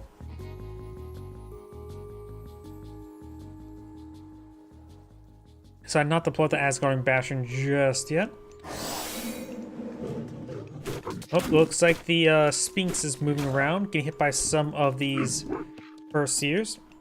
Does got a bit of a snare there, went out of not being snared, does move faster, but if does get hit, he does move slower. Oh, does decide to spin to win there. I don't think he hit there, that looks like a manual activation. Oh, another spin to win there, get some throwing axemen. And maybe a chicken. Axeman engaging the Hersier is very good. Gotta be careful of throwing Axeman. Axeman has 5.5 damage and 1 attack speed, times 4 multiplier, versus 6.6 and 1.5 attack speed, so 4.4. So yeah, the Axemen do have more damage at the moment. More DPS, of course, no range. So that's a good, reasonable trade-off. Versus the Hersiers, I think blue can just turn around and engage. Oh, actually hit Pumbaa there. Sphinx needs to be a bit more mobile, focus on throwing Axemen. Draugr got a bit of damage there. With the amount of Axemen in the field, it may be a good idea to go for some more Draugr.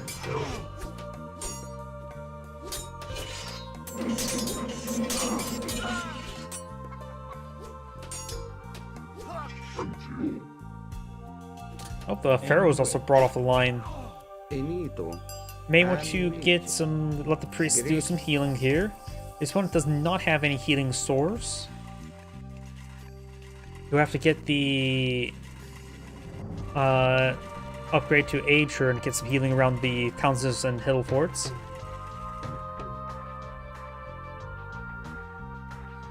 See about next age up.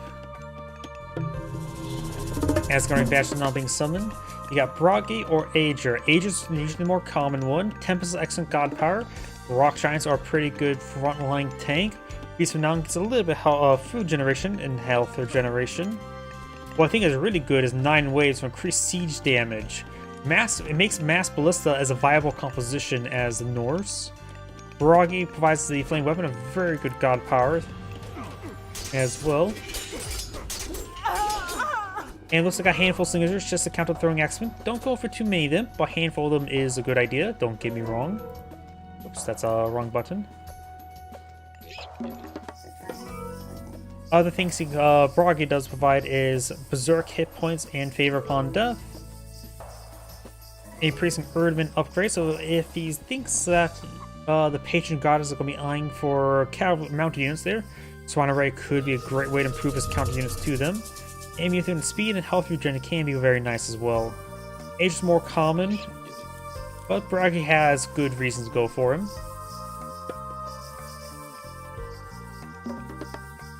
For the patron goddess, you got.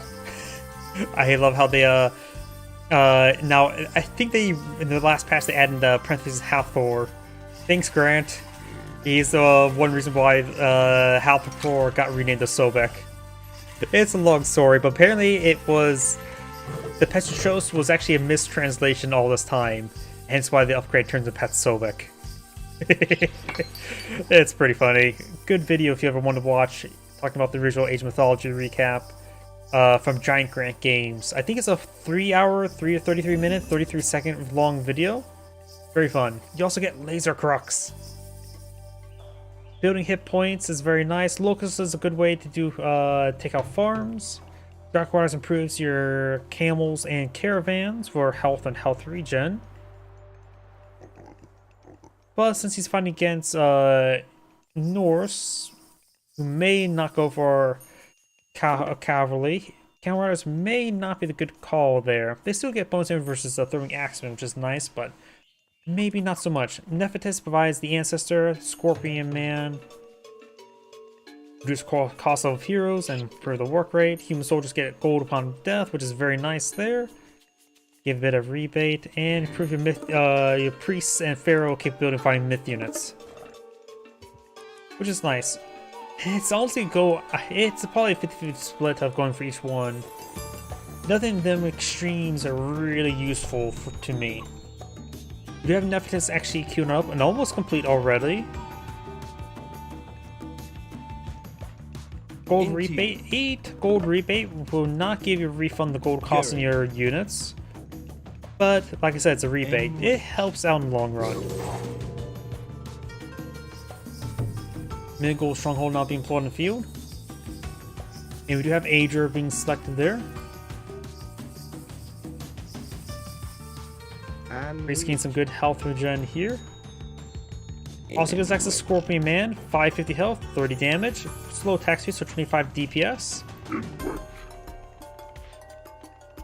None of the upgrades here. Got some age up stat increases. So less DPS, less health, costing 120.20. Into you. Enito. How would that Scorpion Man go? There it is. Well, this does cost 224, so Scorpion's a bit more expensive. It's a slight upgrade over the Sphinx. It's generally a myth you don't see spammed out, though.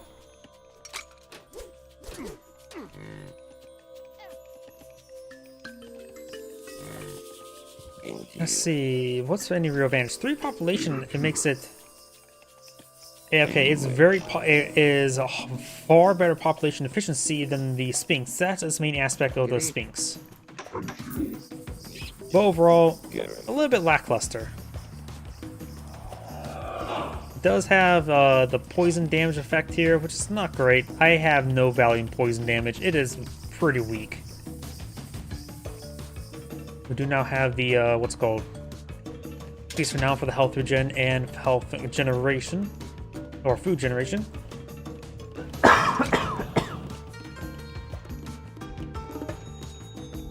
Ancestors could be some on top of the pond there if he wants ships for power support in this situation, which actually may do better than summoning the minions. Actually, yeah, I think it actually would be better to deploy it in the pond.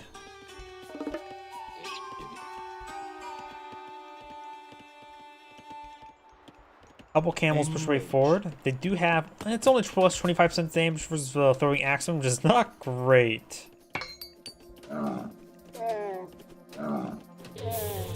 Oh, someone's ancestors there, and the Eclipse going for 1-2 punch here. This entire army is being distracted, which means this army can push forward. Does have a siege tower there.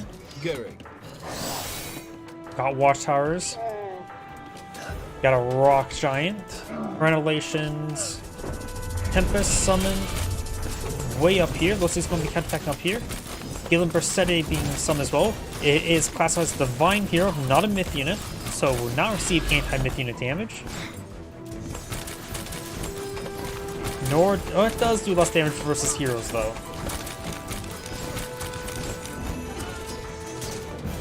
Tempest has subsided. The Eclipse and Ansys still going, though I think Ansys has largely subsided, though I think I see someone down here. Yep. Still playing the Wild Goose Chase there. Does take up the Asgardian Bastion.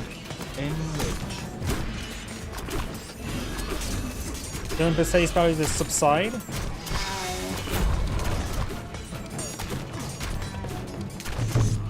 Portal Battery has engaged the Stronghold.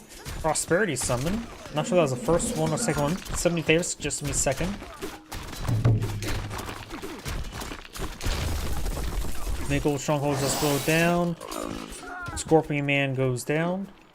Pharaoh empowering the mining camp. Could have been used to smite the rock giant.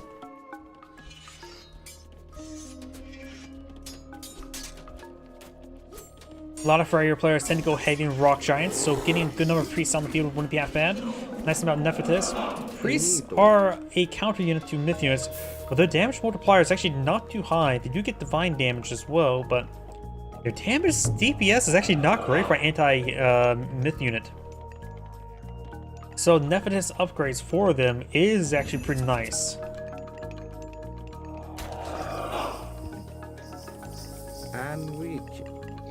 Do now the fortified towns and boiling oil for Freyr. Priests are being summoned in large numbers. Does taunt the Sphinx.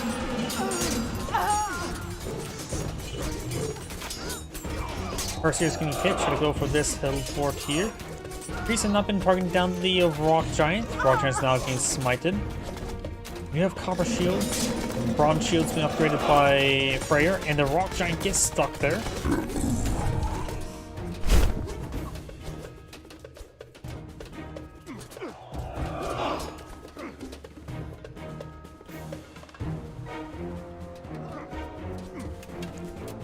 Who has a quite a considerable force in view. 131 versus 47. A scroll's being summoned. Into you. Great. Got a number of priests here. All these units are a bit wounded. Maybe take a brief time to heal these units up.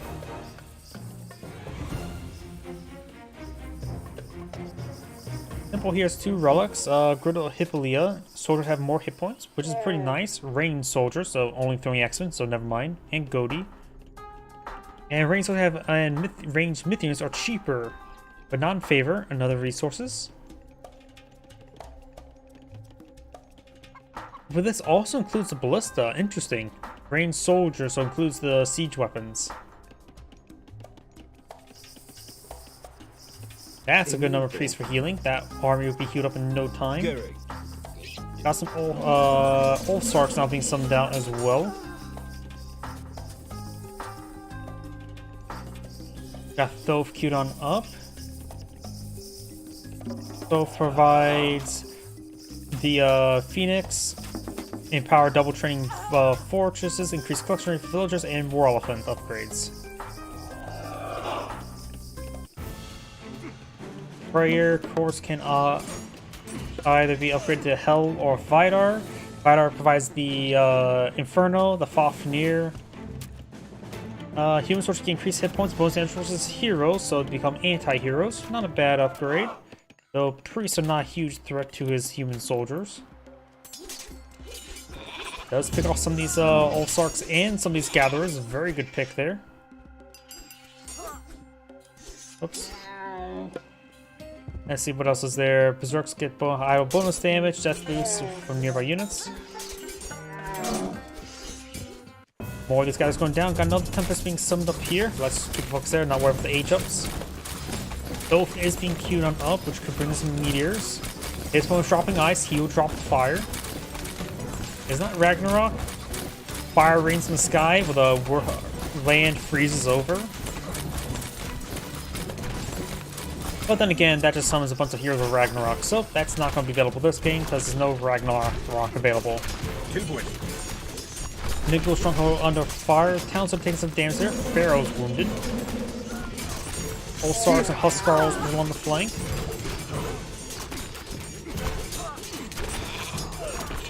Town Center gets saved for now. 24 health remaining. Priest getting hit. Not many myth units in the region, so doesn't have to really worry about keeping the priests alive as much. Probably still should.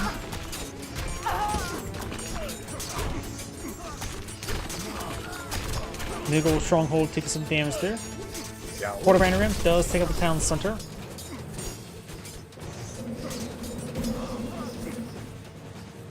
Skipan. Axeman and the Huskar being queued on up. Both is almost completed. Let's see what else. Hell Chorus provides Nidhogg, which is a good number of priests in the field, so maybe not a good idea to go for that. Got the giants, particularly the fire giants, the best of all of them, in my opinion. Increase the hit points of all giants, including the rock giant. The last one makes his myth units spawn nearly instantaneously, if I remember correctly. Yep, myth unit training time reduced by 95%. Not really important upgrade. Red does resign instead. Design grades saying thank you for watching, and on to the next replay. Probably actually have time for one last replay. But my voice is starting to fail, but I should have time. Hopefully find one more good one.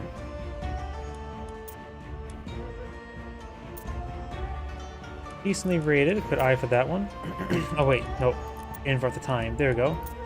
Yep, this is probably for low ranks. You have no idea, they have no idea how to attack. Somebody in 200 got matched up with 500. Is that a good matchup or bad matchup? Rating seems a little bit stark. Oh, got him. 19 minutes? Yeah, it'll be good.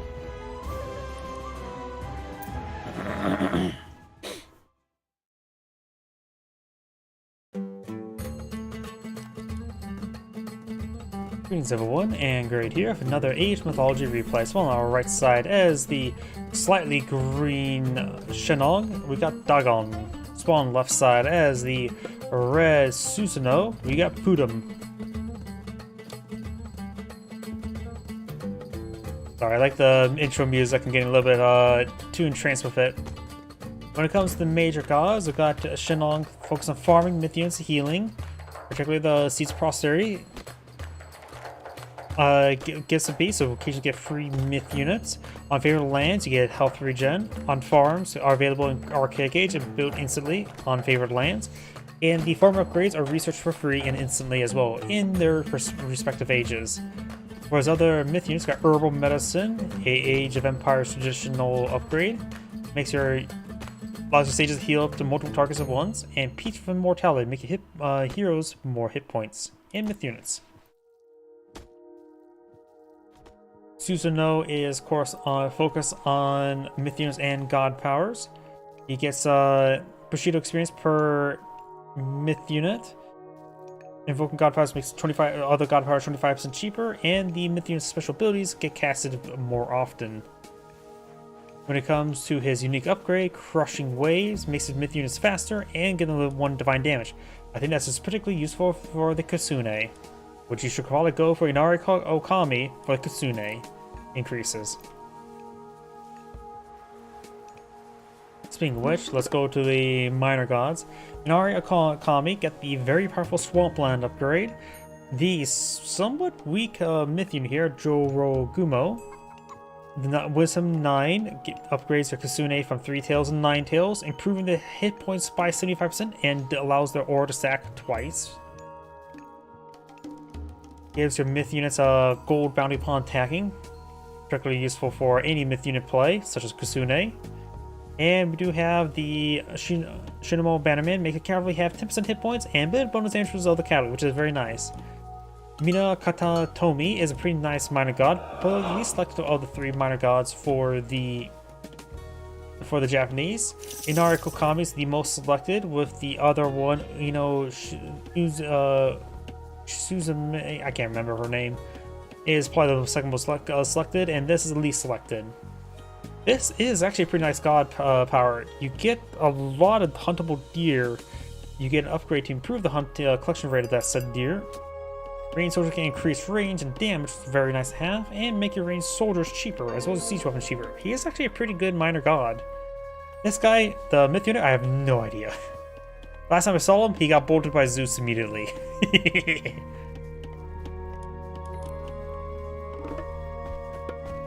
Since Susanoo's more myth unit focus, his opponent may want to eye something more focused on heroes, but that's a little bit tall order in Age 2, that's usually Age 3 stuff. Trio provides a potential stun. You got a dragon doggo with a sword in his mouth to teleport. You get the key halberdier, increasing your counter cavalry units range by 1 and give them more snare effect, which is probably particularly good since a lot of compositions do include Naginata riders, so this should be pretty nice there. Bit of pillage. Earth wall there. Get a free wall / gate across the location. Kong Key, a mobile myth unit that can fly and land. Defense capabilities, nothing too significant. This is probably the better part of Ho 2, this upgrade here. Plus doesn't increase drop off, very nice. And of course, villagers build and build faster, which is not that great, honestly. We do have that being selected there, Ho 2. And we do also have the Inari Okami there. Looks like Susanoo is going for some husbandry, so all of his goats are going to have a husband.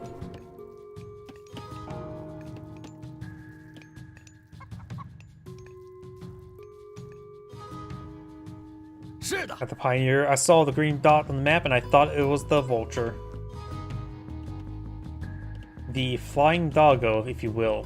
They're actually pretty nice compared to the humans. Since they're a scavenger, they only really eat dead carcasses, but apparently they are almost as compatible as dogs as a pet. Konki does steal goat. Goats, of course, the goat. 2 goats have been claimed. Might as well pass them back home. Miko here. Miko's more of a heroic villager, so not great. Destroys that structure. Has an immense multiplier and good base damage, but her health is low and move speed's not great. But at least in a 1v1, at least can force back the flying kitty. Next free myth unit is going to be available soon, a Kong Key, which is this. 2 goats here. And we've got another Kitsune now being queued on up, and Wisdom 9 to upgrade the Kitsune. Their damage is not great. Probably should eye for... Oh, there's Crushing Waves there. This will give them +1 divine damage. Very nice to have. Also going to increase move speed. I think they get up to 7.2 move speed when there's another Kitsune nearby. They become their own little raiding cavalry. They're not high damaging, but they're quite reasonable. Got some Naginata riders on the build queue.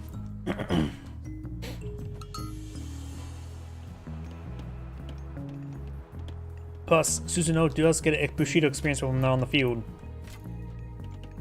which is very nice. Gotta stay away from Pioneer though. Naginata riders.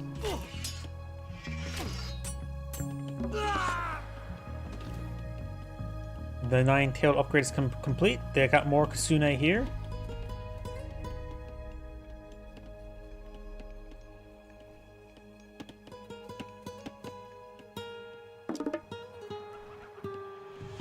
I love Age of Mythology music. Age of Empires had some of the best ambient music in the game. Though, StarCraft 2, as well as StarCraft in general, has good ambient music. I swear, Command & Conquer, Age of Empires, and StarCraft, the best RTSs, when it comes at least for ambient music. Though, Supreme Commander is a pretty nice RTS, but the music is a bit more not ambient.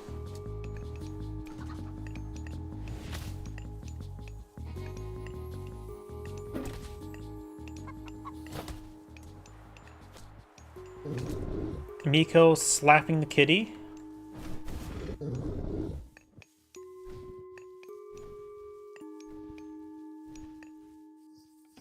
These villagers are exposed, so the Naginata Riders and the Kitsune could start engaging them.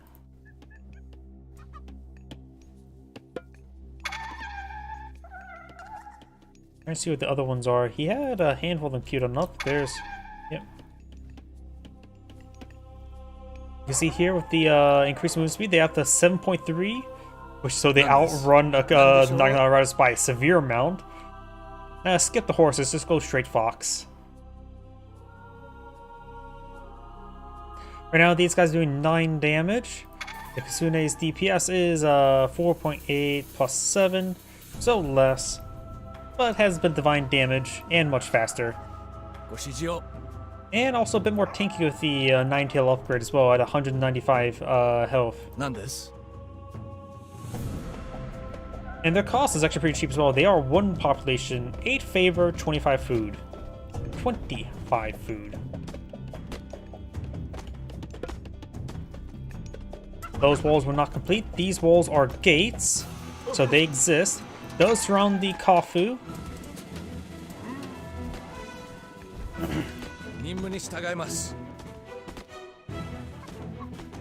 Giraffes here being obtained. Trying to obtain that delicious giraffe meat. Neck meat. Whoa, has a relic improved line of sight by 5, so 11. How much is there? Don't see a measurement there for a line of sight, but that line of sight should be absurd. Yeah, let's turn the fog of war at the moment. It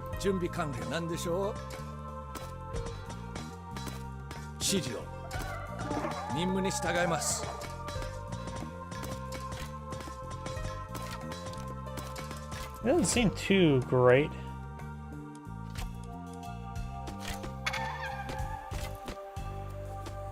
Oh, there's Terracotta Riders. They are fast. The Kitsune are faster, but they're getting tied up by blocking. Those lose from the Kitsune. Oh, what's that speed boost there? A formation, getting back to the formation. This one does get snared a little bit there by Terracotta Riders. They've got the Kong Key here. Does go down there.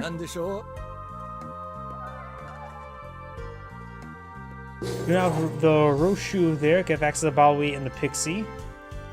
Nothing queued up for Suzuno. I think Suzuno should probably age up to... Wait, oh, he's already aged up. I did not see that. He did age up to Rajin. Aging previous infantry hit points give infantry lifesteal, as will make your god powers cheaper, and seeing his god powers make other ones cheaper by being used. Probably best to use the most expensive one first. Swampland or Thunderous Spirit should be used first, and then bring in this last to make the other two cheaper.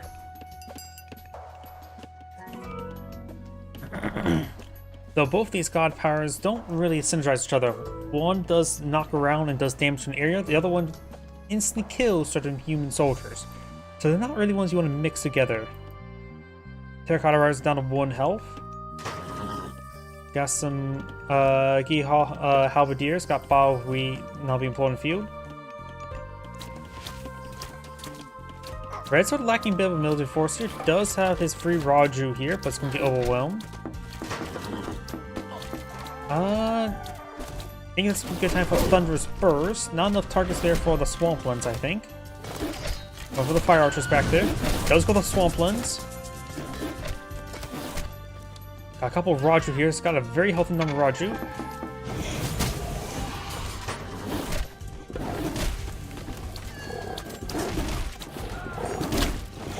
Now, probably a good idea to go for Thunderous Burst over here. The free Jorogumo is being picked up there. There's Katana, but looks like a miss. Does get a bit of wind-up time.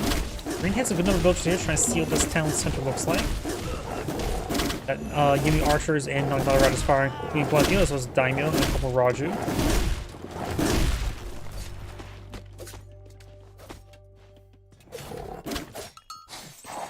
Oh, that's just Terracotta Rider, that's what I'm hearing.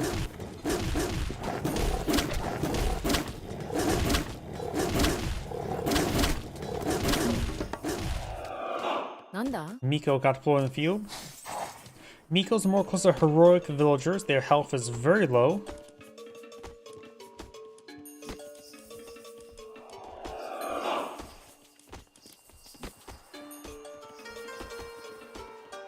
Yeah, their base health I think is the same as peasants, so they're not that great. Oh, finally got abundance wing research. Probably should have gone for that a little bit earlier. Either way, good number of Ra or Bahui there. A couple of Rajus here to counter. Does get some good stuns there. The Colin Key got stunned when going up. Another stable being employed in the field.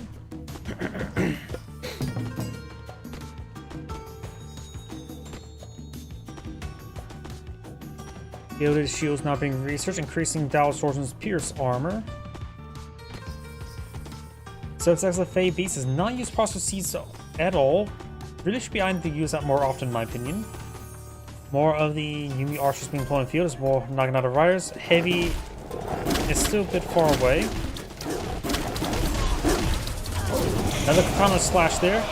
Probably should have gone for Thunderous Burst before that to get that cost reduction going. That going for Thunderous Burst now would make it cheap enough to go for the swamp ones.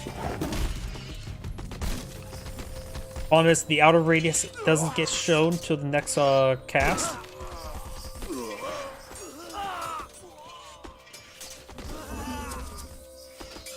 Good amount of damage there. Swamplands is almost available once again.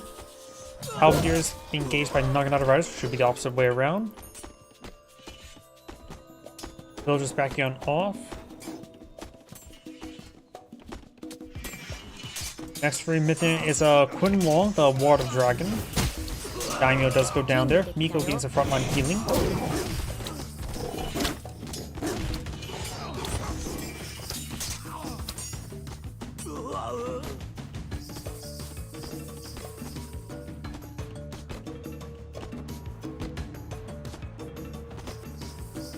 Got some Pioneers being queued on up, as well as more Halberdiers.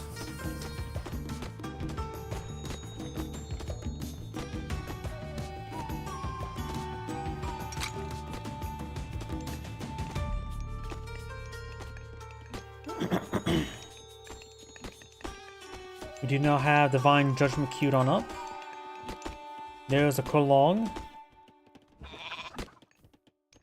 which can be counted out by ranged buildings, because there's no crush damage, or by some heroic archers, in this case Bushis.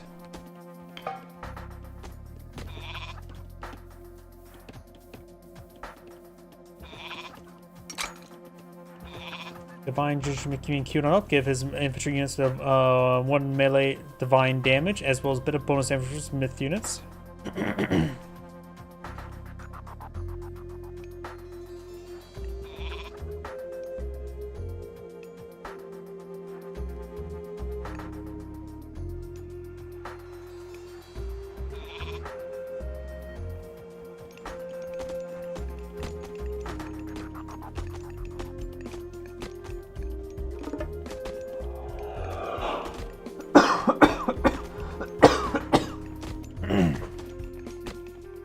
You have a queue up here of Hong Di. I don't remember him on top of my head. I think that's like one of the least selected ones. Hong Di provides the Lightning Dragon, the Ying Long. Provides the Hong Di. Myth units, faces booting that temporarily banish enemy units and terrify enemies. Infantry gives on death. Nearby infantry gets damage and lifesteal. Yeah, wait about the low this layer. There's the Fey Beast. Villagers do back off to the castle, but they're still a bit poisoned. Miko's not getting affected by it. The Fey is getting hit, going to the town center now, but also not getting in the town center. Those villagers going down, it's not being saved. Go along firing away, another Katana Slash there. Swamplands are down to 32 favor.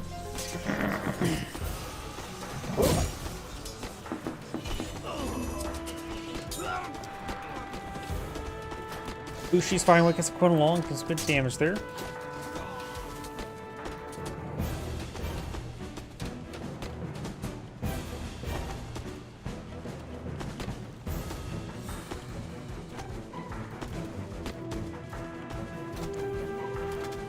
Oh, that's what I'm hearing. Him in the shrine getting hit by arrows. What was the other aspects? Let's see.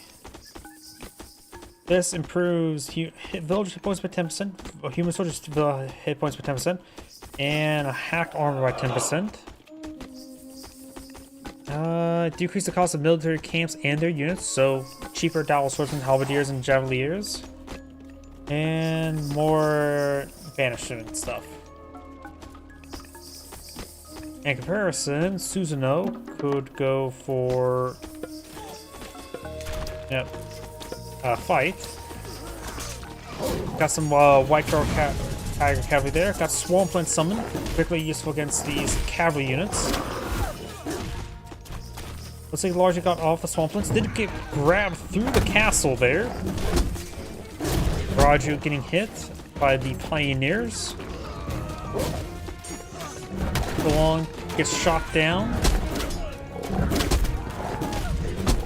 Dexu, or the Hundui, who has not been deployed there, that was the free one he got from here, has 50 crush damage. The castle does go down. Banishing human soldier there from existence.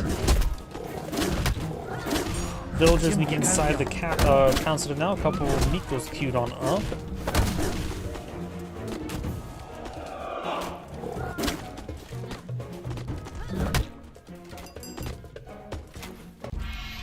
And looks like Red does resign there. That's Angry saying, thank you for watching, and on to the next replay. As mentioned beforehand, that shall be my last replay tonight. So everyone, thank you for watching, have a good evening, and